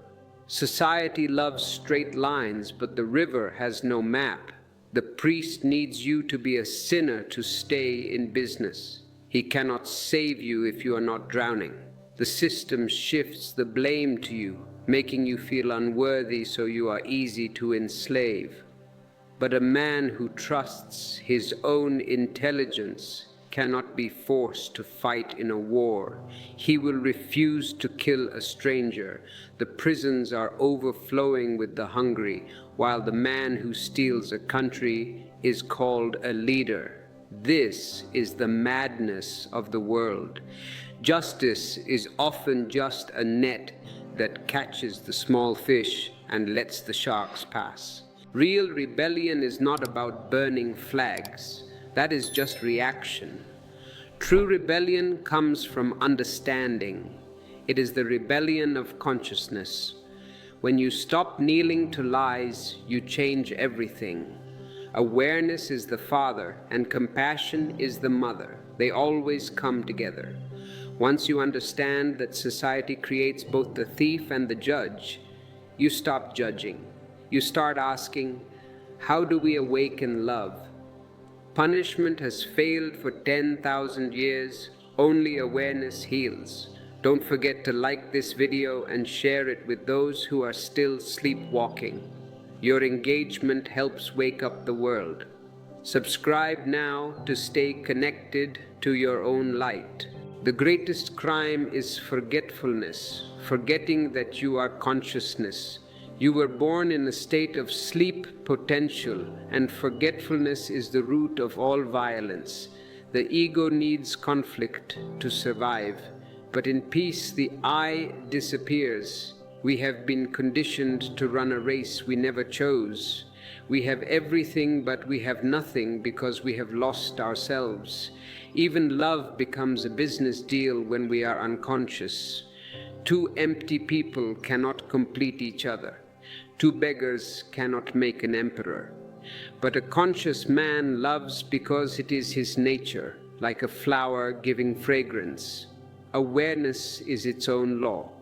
Be in the world, but not of the world. Like a lotus, stay pure in the mud. Don't fight your ego, just watch it and laugh at it. The real criminals are those who move through life asleep. The moment you remember yourself, you are reborn. This is the miracle of meditation. It is an act of rebellion against the unconscious mind. If you want to be a lion, you must accept that the sheep will be afraid of you. The rebel seeks truth and lives by his own light. He doesn't preach, he radiates. He is a mirror for others to see their own potential. This is the only way to save this planet. Be Zorba the Buddha. Love the earth, the body, and the dance, but also sit in the silence of the soul. Choose both. Be whole, be holy, and be free. The door is open. Walk out of the prison. The conditioning that has been forced upon you is not just a collection of ideas. It is a weight that suffocates your very essence. You have been told to be a certain way, to act according to a script written by those who benefit from your obedience. They want you predictable because a predictable person is a safe person for the establishment. But you are not a machine. You are a living, breathing mystery that cannot be contained within their narrow definitions of morality. The real crime is not what the outcasts do in the shadows. It is what the respectable do in the light of day, using fear and guilt to keep you from realizing your own power. They have turned your natural joy into a reason for shame. If you laugh, they say you are frivolous. If you dance, they say you are mad. This is the strategy of the spirit thieves. To continue our collective journey toward light and to help maintain this platform of truth, I invite you to explore the Join feature below this video.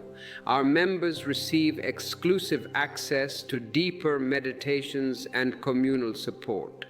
Furthermore, if you wish to carry these teachings into your daily silence, our collection of ebooks is available through the link in the description. Your contributions via super thanks, directly support the production of these messages. Every act of generosity is an investment in the awakening of humanity. Think about the way you have been taught to see the sinner. When you look at an addict or a thief, you are taught to feel a sense of moral superiority. But have you ever considered that the addict is simply someone trying to escape the unbearable misery of an unconscious world? Have you considered that the thief is a byproduct of a system that worships greed while depriving millions of dignity? The good man is often more dangerous because his violence is hidden behind a mask of law and order. He supports wars from the comfort of his home. He votes for systems that exploit the weak while calling it economic progress. His conscience is not his own. It is a social transplant that serves the surgeons who installed it. True innocence is not the absence of experience. It is the presence of awareness within experience. You do not need to become a child again, but you must find that childhood quality of wonder that has been buried under layers of knowledge. Knowledge is dead information. Knowing is an alive, vibrating contact with reality. The world wants you to know about things, but I want you to be the thing itself. When you are in total awareness, you don't need a map to find love. Love becomes the very air you breathe. It is not a relationship, it is a state of being. The politicians and the priests fear this state because a man who is whole cannot be divided. They thrive on the split between your body and your soul, between your desires and your duties. I say to you, do not choose.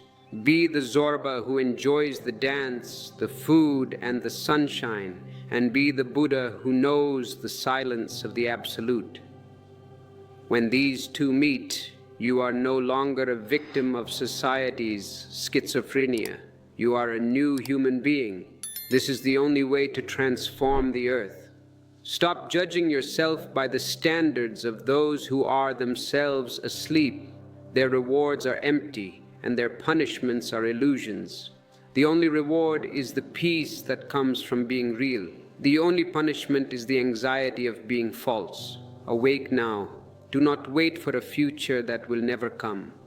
This moment, this breath, is your doorway to the divine. Walk through it and leave the prison of morality behind. If these words have ignited a spark within you, share that flame. Like this video, leave a comment with the phrase, "I am waking up." And send this link to those you know are struggling with the heavy chains of guilt.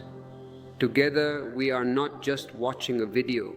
We are building a new world based on consciousness.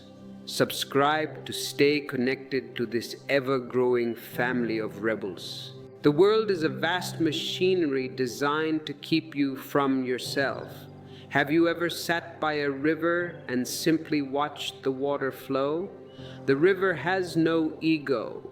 It does not try to be a better river or to reach the ocean faster than it is meant to.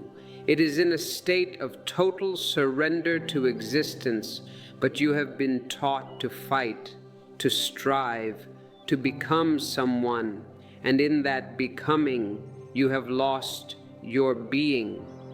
The society tells you that if you don't achieve, you are a failure. If you don't climb the ladder of success, you are nobody. But I tell you, you are already the highest peak of existence. You are a miracle that has already happened. There is nothing to add to you, only layers of lies to be removed. If you feel this call to return to your original nature, if you feel that the weight of the world is finally becoming too much to bear, then subscribe to this channel. This is not just for numbers. It is to create a field of energy where souls can breathe without masks. If you want to support this revolution of silence, click the Join button to become part of our inner circle. For those who seek a deeper understanding, our ebooks available in the description serve as maps for the inner journey. Your support through super thanks, helps us reach the millions who are still drowning in the noise of the marketplace. The moral man is like a person living in a house with no windows. He follows the rules of the house, he cleans the floor, he arranges the furniture, but he never sees the sun. He is proud of his cleanliness, but he is dying of suffocation. The sinner, the rebel, is the one who has jumped out of the window. He may have scratched his knees, he may be bleeding, he may be lost in the forest, but at least he can see the stars. Society hates the person who jumps out of the window because he proves that the walls are not as solid as they seem. He proves that freedom is possible. Look at the way they have managed your mind. They have created a split between the sacred and the profane. They say that God is in the temple and the devil is in the body. They have turned your own biology into a battlefield. When you feel a natural desire, they call it a temptation of the devil. When you feel a natural anger, they call it a sin. But I ask you, if God created you, then who created your desires? If God created you, then who created your laughter? They are making you fight against the very creator they ask you to worship. It is a psychological trap designed to keep you in a state of perpetual guilt. And a guilty man is a weak man. He will always be looking for someone to forgive him, for a priest to bless him, for a leader to tell him he is okay. I want you to drop the need for an external okay. You are existence's way of expressing itself. You are a song that the universe is singing. Why do you care what the neighbors think? Why do you care what the priest says? The priest is just as confused as you are, perhaps even more, because he has to pretend he knows the truth while living in total darkness.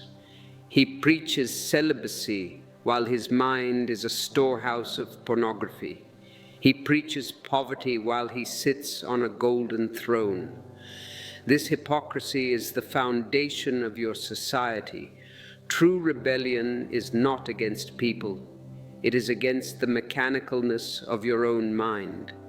It is about becoming conscious of every move you make, every word you speak. When you are aware, your life becomes a dance of truth. You no longer need to be good because your very presence is a blessing. You no longer need to be moral because your love is a natural overflow of your fulfillment. Share this video with someone who is currently drowning in the guilt of their own humanity. Let them know that they are enough as they are. Like this video to help the algorithm find those who are ready to wake up. Leave a comment below with the word freedom to acknowledge your own readiness to step out of the cage. The system depends on your fear of the unknown. It gives you a small, dirty room and tells you it is safe. It tells you that if you leave, you will be destroyed by the chaos. But I tell you that chaos is the very womb of life. You have been a spectator of your own life for too long. It is time to become the actor, the dancer, the lover. Drop the morality of the dead and embrace the consciousness of the living. This is the only path to the divine. The real criminals, the ones who profit from war, the ones who exploit the poor, they are not afraid of your morality.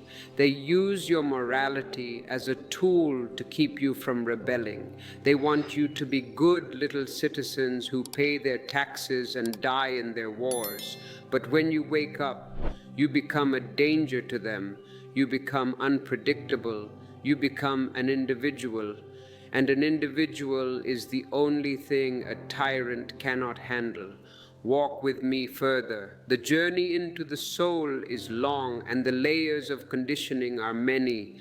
But with every step you take in awareness, a chain falls away. Every breath you take in consciousness is a victory for the human spirit.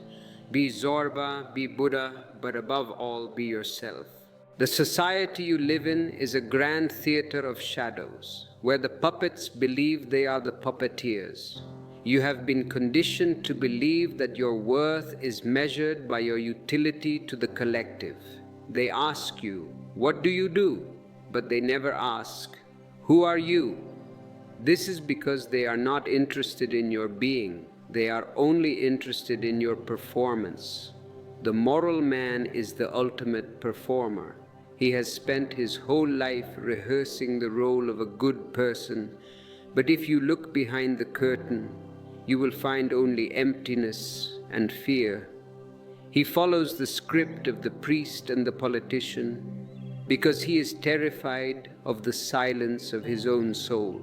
If you are ready to stop performing and start living, then I invite you to join this movement of the spirit. Subscribe to this channel to ensure you never lose touch with these reminders of truth. To help us carry this flame to the furthest corners of the earth, click the join button and become an active participant in our mission. Your contributions through super thanks, allow us to remain independent of the systems that wish to keep you asleep. And for those who seek to meditate on these words in the quiet of their own homes, our ebooks are available through the link in the description. Your support is the bridge that carries this message to the thirsty. The good person is dangerous precisely because they have no center. They act only according to external commands. If the priest says kill, the moral man kills and calls it a holy war. If the politician says hate, the moral man hates and calls it patriotism. Because he has no roots in his own consciousness, he is the perfect tool for destruction. He does not ask questions, he only seeks approval. The criminal, at least, is often acting out of a raw, unrefined energy, a biological scream of hunger or desperation.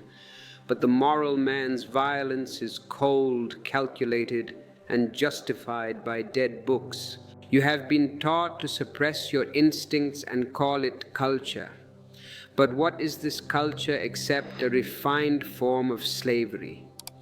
You suppress your anger and it becomes a grudge. You suppress your sexuality and it becomes a perversion. You suppress your doubt and it becomes a blind, fanatical belief. I am here to tell you that anything suppressed will eventually explode. The awakened man does not suppress, he transforms. He does not fight his nature, he brings the light of awareness to it. When light enters a room, the dust is visible and it can be cleaned. But in the dark, you just keep breathing the dust and calling it home. If this resonance is shaking your foundations, let that shaking happen. Like this video to help others find this path of unlearning. Share this message with someone who is exhausted from wearing the mask of respectability. Leave a comment with the phrase, "I am not a mask," to reclaim your original face. The system thrives on the fact that you have forgotten how to be alone. They have made solitude synonymous with loneliness to keep you running back to the herd. But solitude is the greatest luxury. In solitude, you are no longer a citizen, a husband, a wife, or a worker. You are simply a witness, and the witness cannot be enslaved. The witness sees through the game of the politician who promises peace while building weapons. The witness sees through the priest who promises heaven while creating hell on earth. You are a hollow bamboo. Let existence sing its song through you. Do not block the music with your morality or your virtue. The music is wild, spontaneous, and ever-changing. It does not follow your straight lines. It follows the rhythm of the stars and the seasons. Be Zorba in your vitality. Be Buddha in your silence. This is the only way to be a whole human being. The prison doors are not locked from the outside. They are held shut by your own fear of freedom. Walk out now. The sky has always been yours. Do you see how the world has become a vast graveyard of the living dead? People move, they work, they consume, but there is no fire in their eyes. They have been taught that safety is more important than life. They have been told that to be good is to be quiet, to be obedient, to be invisible. This is the slow murder of the spirit. The real criminals are the ones who convince you that your natural state is a sin. They make you ashamed of your joy so that you will be grateful for their salvation. But you do not need salvation. You only need awakening. If you feel the pulse of life returning to your veins as you hear these words, then acknowledge it. Subscribe to our channel to stay connected to this current of consciousness. To help us continue this work of dehypnotizing the world, please join our membership by clicking the Join button. Your super thanks contributions are a vital support for our independence. For those who wish to go deeper, our ebooks offer a path through the labyrinth of the mind. Your engagement is the energy that drives this rebellion forward. The moralist is always looking for someone to blame. He needs an enemy to feel holy. He needs a sinner to feel like a saint. But the awakened man has no enemies because he has no ego to defend. He sees that the person who acts out of greed or anger is simply suffering from a deep fever of the soul. You do not hate a man because he has a fever. You try to bring him a cool cloth. Awareness is that cool cloth. It is the only medicine that can cure the insanity of the world. The good people are dangerous because they believe they are doing God's work while they destroy the earth. Because they believe they have the truth in their books, they feel justified in silencing anyone who lives a different truth. This is how inquisitions were born. This is how wars are sustained. A man who thinks he is good can never be told he is wrong. He is closed. But the conscious man is always open, always learning, always flowing. He has no truth to sell. He only has a light to share. Think of your life as a river. The banks of the river are your conditioning, your name, your religion, your morality. They give the river a shape, but if the banks become too narrow, the river becomes a stagnant pool. Most people are stagnant pools, clinging to the banks for dear life. They are afraid to flow into the ocean because the ocean means the end of their small identity. But only the ocean is vast enough to give you peace. Drop the banks. Let the water flow where it will. Trust existence. If these words are opening a door for you, please like this video to help others find the entrance. Share this with a friend who is lost in the fog of guilt. Leave a comment with the word awake to signal your presence to this growing community of seekers. The real revolution is not about changing the system, it is about changing the center from which you live. If you live from the ego, you will only create more ego systems, even if you call them revolutions. If you live from awareness, the system becomes irrelevant. You become a law unto yourself, not a law of chaos, but a law of harmony. You do not steal because you are the whole. You do not lie because you are the truth. You do not kill because you are life itself. Be Zorba the Buddha.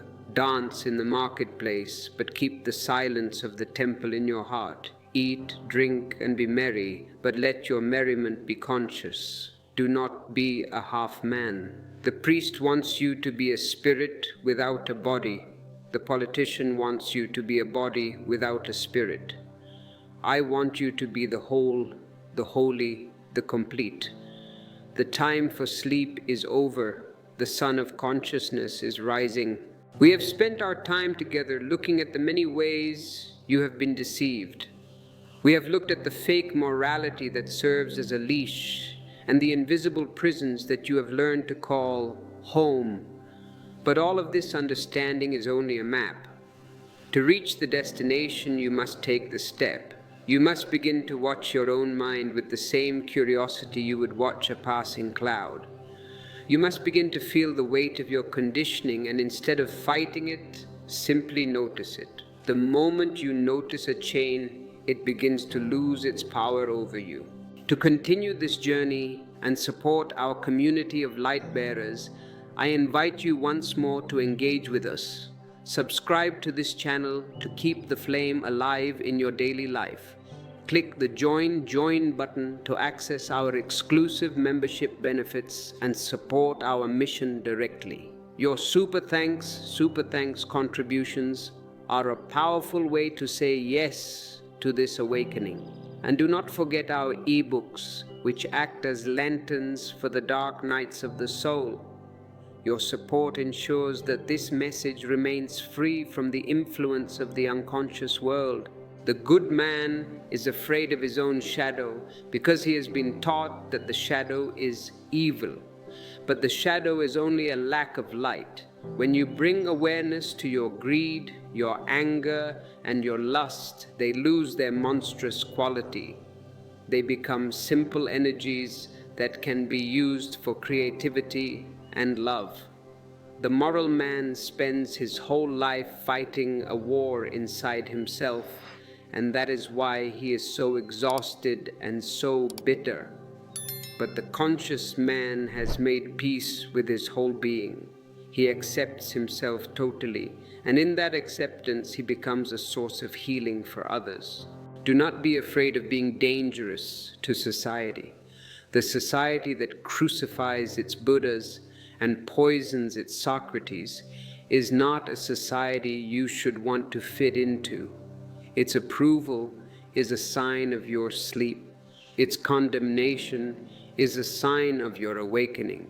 Be a rebel, but be a rebel of love, not of hate. Hate only binds you to the enemy. Love sets you free because it sees that there is no other to hate. Love is the ultimate rebellion.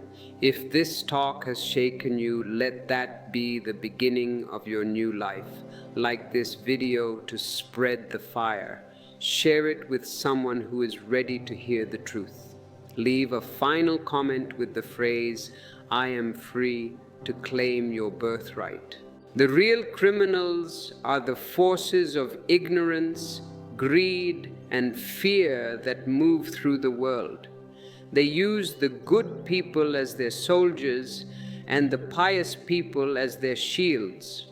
But you can choose to stop being a pawn in their game. You can choose to be a light, not a light that preaches, but a light that simply is. When you are awake, your very existence is a challenge to the darkness. Be Zorba the Buddha. Enjoy the feast of life, but do not forget the host. The host is your own awareness, the silent witness who is always there, even in the middle of the noise. Trust that witness. Trust existence. The prison doors are wide open. Walk out and never look back. The sun is rising and the sky is calling your name. Good morning to your soul. Why are you so afraid of the word dangerous? Society has used this word as a threat to keep you in line. But I tell you, to be dangerous is to be alive. The only person who is not dangerous is a dead person, a zombie, a person who has sold his soul for a comfortable seat in the graveyard of tradition. The real criminals are those who want you to be safe, small, and stagnant. They want you to be a sheep because a sheep never asks where the shepherd is taking it. I am here to awaken the lion in you, and the lion is dangerous, not because he wants to kill, but because he refuses to be a slave. If you feel the roar of the lion beginning to stir in your chest, if you are tired of the grass-eating morality of the herd, then subscribe to this channel. This is our gathering place for the rebellious spirits. To help us carry this roar to the ends of the earth, click the join button and become a pillar of this community. Your contributions through super thanks, are the fuel that keeps this fire burning bright against the cold winds of conditioning. And for those who wish to study the anatomy of freedom, our ebooks are available in the link in the description. Your support is what makes this revolution possible. The good people have created a world where honesty is a crime and hypocrisy is a virtue. They tell you to love your neighbor, but they build nuclear bombs to destroy him. They tell you to be humble, but they are filled with the ego of their own holiness. This is a psychological sickness. The awakened man sees through this circus. He sees that the priest who preaches celibacy is often the most obsessed with sex, and the politician who preaches peace is often the biggest warmonger. You have been taught to feel guilty for your natural instincts. But guilt is the chain that binds you to the priest. If you are not guilty, the priest has no job. He needs you to be a sinner so he can pretend to be a savior. I tell you, you are not a sinner. You are only unconscious. You are like a man who is dreaming he is a beggar, while he is actually a king sleeping on a golden bed. All you need to do is wake up. You don't need to be forgiven by anyone. If this mirror I am holding up is showing you a truth you've been afraid to see, then like this video and share it with those who are trapped in the darkness of self-blame. Leave a comment with the phrase, "I am the watcher," to reclaim your seat of awareness. The real criminal is the system that teaches you to hate yourself. It teaches you that your joy is wrong, that your body is dirty, and that your doubt is a sin. But doubt is the spark of intelligence. Doubt is the way you find your own truth instead of swallowing the dead truths of others. Don't be a believer, be a seeker. A believer is a person who has closed his eyes. A seeker is a person who has opened them. Be Zorba the Buddha. Be the person who can enjoy the juice of a ripe fruit and the silence of a deep meditation simultaneously. Don't be divided. The division is the strategy of the real criminals who want to rule over you. They want you to be a half-human so they can manage you easily. But a whole human being is a mystery, a force of nature, a wild river that flows toward the ocean of consciousness. The time for waiting is over. The prison door has been unlocked by the very fact of your awareness. All you have to do is walk out. Don't look back at the respectable world of shadows. The sun is rising and the sky is calling your name. Just be. The architecture of your society is built on the ruins of human souls. Every law, every tradition, every should is a brick in the wall of your confinement. The real criminals are those who profit from this wall, those who sell you the keys to a door that doesn't exist. They want you to believe that without them, there would be chaos. But I tell you, the real chaos is the war, the greed, and the insanity that they have already created. They call it order, but it is the order of the graveyard. If you are ready to break ground on a new existence, then stay with me. Subscribe to this channel to keep this transmission of truth clear in your life. To support our work in deconstructing the lies of centuries, click the join button. Your super thanks is a direct vote for a world based on consciousness rather than control. And our ebooks are here to guide you through the rubble of your old beliefs.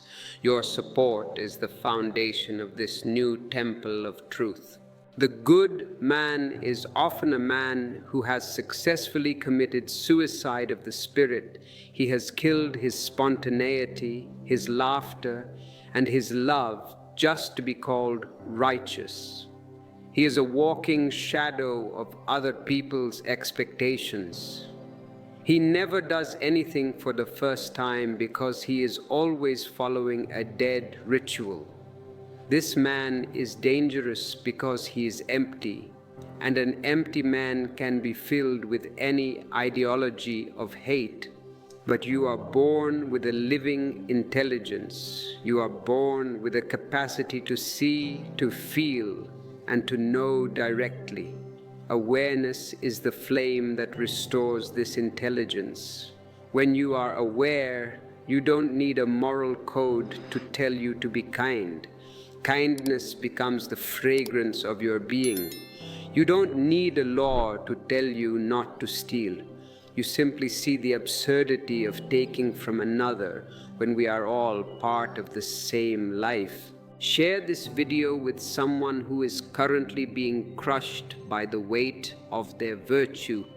Let them know there is a higher way, the way of consciousness. Like this video to help the light penetrate the thick fog of society's programming. Leave a comment with the word awake to let the universe know you are listening. The real revolution is not a change of leaders, it is a change of your own internal landscape. If you replace a king with a president, you have only changed the name of the tyrant. But if you replace fear with awareness, the tyrant disappears forever. The conscious man is a law unto himself because he is in harmony with the whole of existence. He doesn't follow the river, he is the river. Be Zorba the Buddha. Don't let the priests tell you that the body is an enemy, and don't let the materialists tell you that the soul is a myth.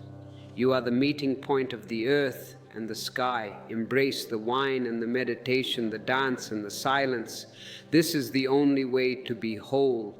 And a whole man is a holy man. The time for sleepwalking is over. The sun is already high in the sky.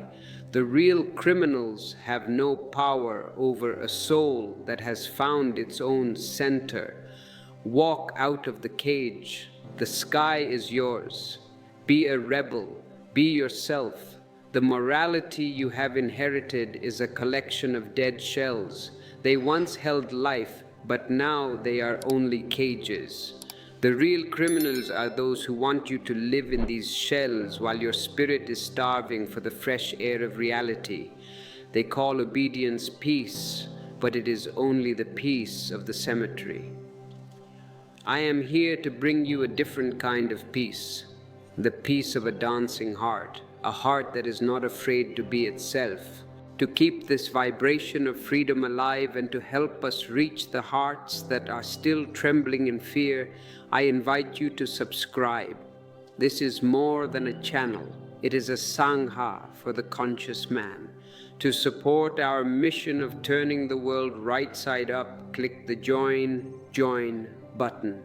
Your super thanks is a powerful way to share the abundance of your awareness. And do not forget to look into our ebooks for the keys to unlocking your internal prisons. Your support is what keeps the truth alive in a world of lies. The good people have turned the earth into a vast marketplace of guilt.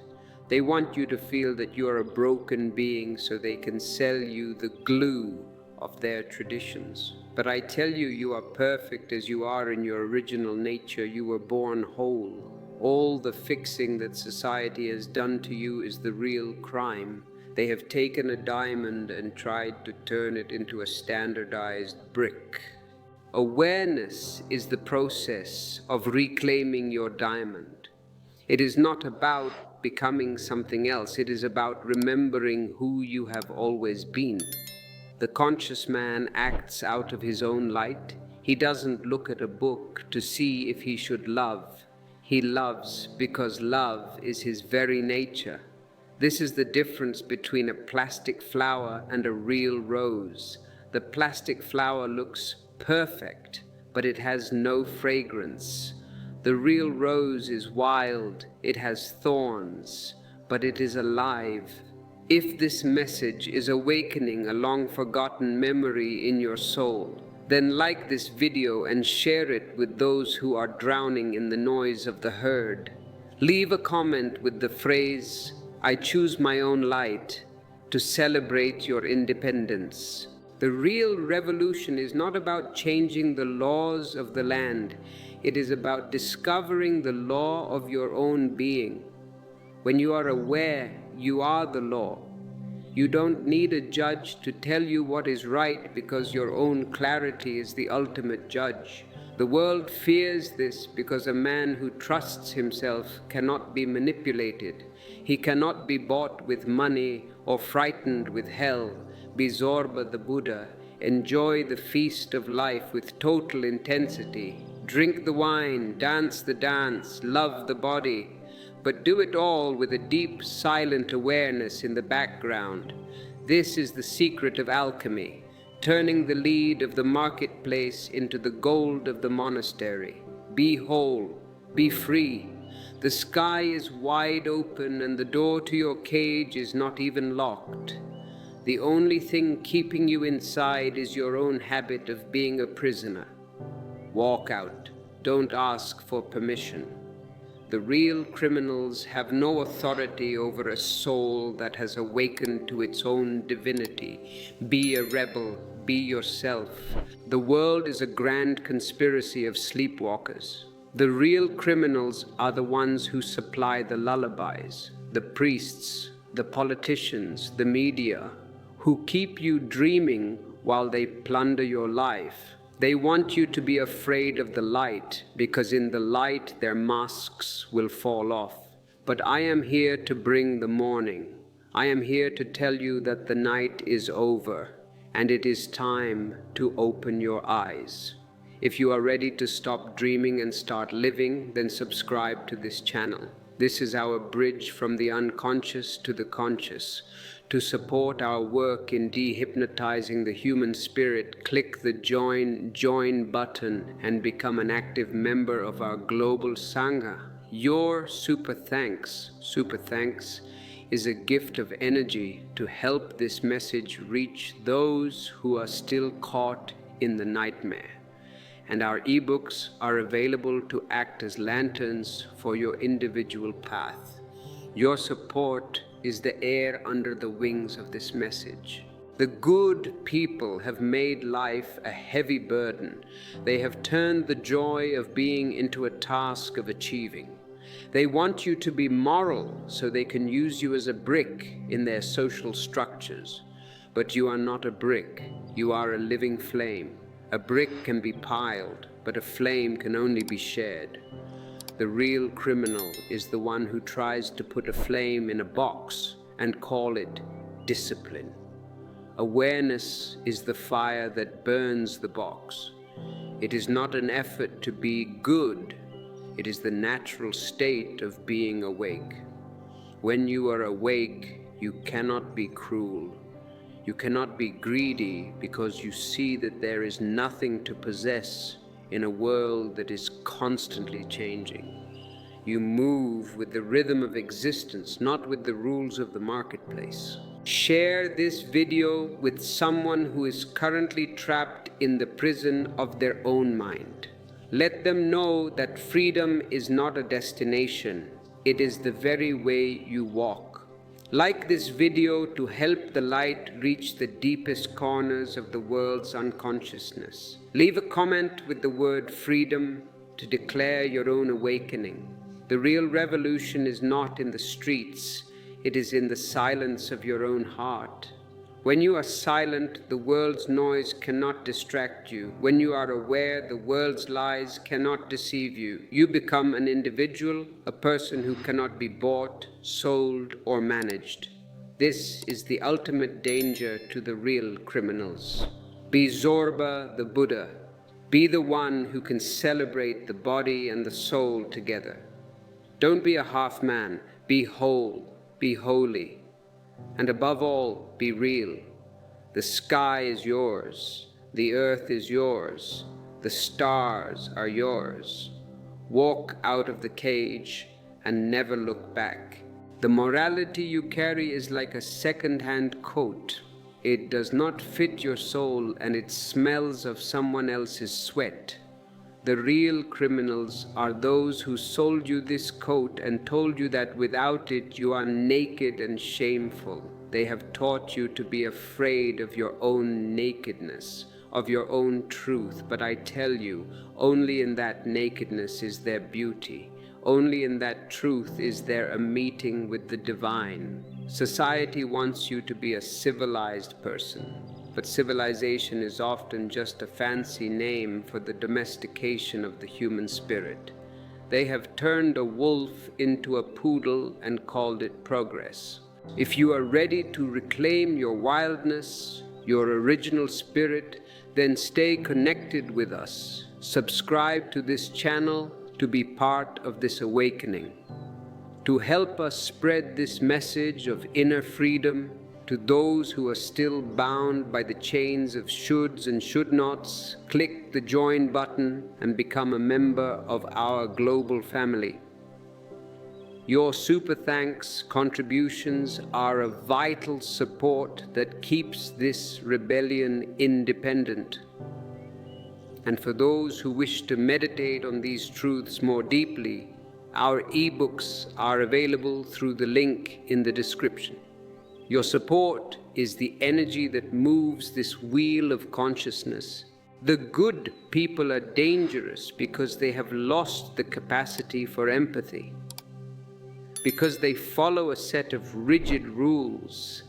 They have no room in their hearts for the living complexity of a human being. They judge you based on a list of sins, but they never see your pain. They never see the struggle behind your choices. The awakened man does not judge because he sees that every action is a cry for love or an expression of suffering. He sees that the sinner is just a man who has lost his way in the fog. Awareness is the sun that melts the fog. It is not a set of rules. It is a quality of seeing. When you see clearly, you don't need a moral code to tell you that harming another is harming yourself. You don't need a commandment to tell you to be truthful. Truth becomes as natural as the fragrance of a flower. The real criminal is the one who tries to replace this natural fragrance with the perfume of discipline. Discipline is an imposition. Awareness is an explosion.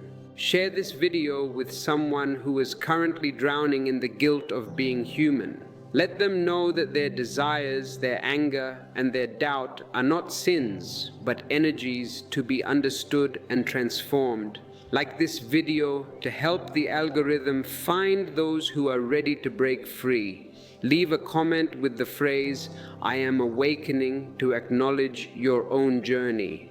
The real revolution is not about who sits on the throne, it is about who sits in the center of your own being.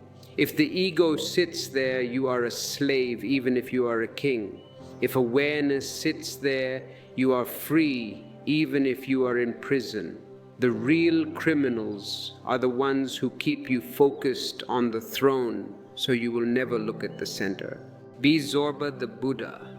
Be the one who can enjoy the simple pleasures of the earth and the profound silence of the sky. Don't be a half man. Don't let the priests cut you in two. Be whole, be holy, be yourself. The sky is yours. The earth is yours. The stars are yours. Walk out of the cage and never look back.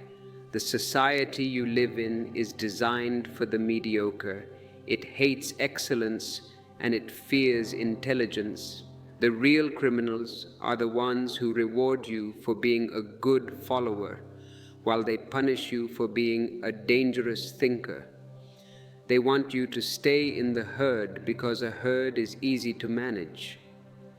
But an individual is a miracle, a person who cannot be predicted or controlled. I am here to call you into your individuality. I am here to tell you that you are not a cog in their machine. You are a living expression of existence itself. If you feel the call of your own individuality, then subscribe to this channel and join this Sangha of free spirits. To support our work in deconstructing the lies of the establishment, click the join button and become an active participant in our mission. Your contributions through super thanks are a direct investment in the liberation of the human spirit, and our ebooks are available to act as lanterns for your individual journey. Your support is the foundation of this new temple of truth. The good people have made life a struggle for survival rather than a celebration of being. They want you to be so busy working for a future paradise that you never notice the paradise that is already here. They want you to be afraid of today so you will invest in their tomorrow. But tomorrow is a ghost. It never arrives. The only thing that is real is this moment, this breath, this heartbeat. Awareness is the key that unlocks the present moment. It is the fire that burns away the illusions of the mind. When you are aware, you are not a Christian, a Hindu, or a Muslim. You are simply life, and life knows no borders. The real criminal is the one who puts labels on life and then tells you to kill in the name of the label. Share this video with someone who is currently lost in the maze of society's expectations. Let them know that they don't have to follow the map. They can follow their own heart. Like this video to help the light penetrate the darkness of the unconscious world. Leave a comment with the word awareness to signal your own readiness to see the truth. The real revolution is not a change of social structures, it is a change of your own internal frequency. If you are tuned to fear, you will attract tyrants. If you are tuned to awareness, you will attract freedom. The conscious man is a law unto himself because he is in harmony with the whole of existence. He doesn't follow the river, he is the river. Be Zorba the Buddha. Don't let the moralists tell you that pleasure is a sin. And don't let the politicians tell you that peace is a dream. You are the bridge between the earth and the sky. Embrace the wine and the meditation, the dance and the silence. This is the only way to be whole. The time for sleepwalking is over. The sun of consciousness is already rising. The real criminals have no power over a soul that has found its own center. Walk out of the cage. The sky is yours. Be a rebel. Be yourself. The world is a grand theater of deception where the actors have forgotten they are acting. The real criminals are the ones who write the scripts, the traditions, the religions, and the social codes that keep you playing a role that is not your own. They want you to be a good person according to their definitions so they can use you as a tool for their own power. But I tell you, you are not a tool. You are the master. You are the source of all meaning. If you are ready to drop the script and start living your own truth, then stay with me on this path of unlearning. Subscribe to this channel and turn on the notifications to stay connected with the morning light, to help us carry this message of liberation to those who are still trapped in the scripts of the dead. Click the join button. Your super thanks contributions are a powerful way to support our independent voice. And do not forget our ebooks, which act as guides for your return to yourself.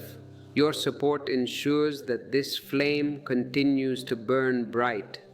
The good people have turned morality into a weapon of control. They use guilt as a leash and fear as a cage. They want you to feel that you are unworthy, so you will always be looking to them for approval.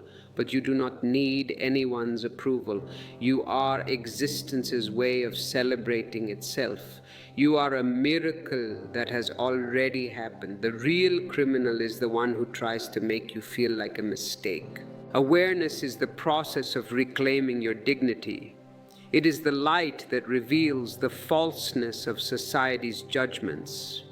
When you are aware, you are no longer a victim of their words. You are a sovereign being. You move with your own light, and you dance to your own rhythm. This is the ultimate rebellion, to be oneself in a world that is trying to make you like everyone else. Share this video with someone who is currently being crushed by the weight of their sinfulness. Let them know that they are perfect as they are in their original nature. Like this video to help others find the courage to be real. Leave a comment with the phrase, "I choose my own path," to declare your independence.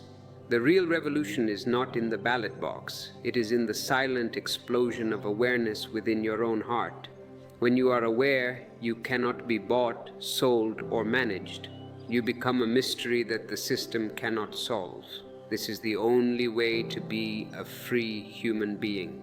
Be Zorba the Buddha. Celebrate the body with total intensity and know the soul with total silence. Don't be a half man. Don't let the priests divide your house. Be whole.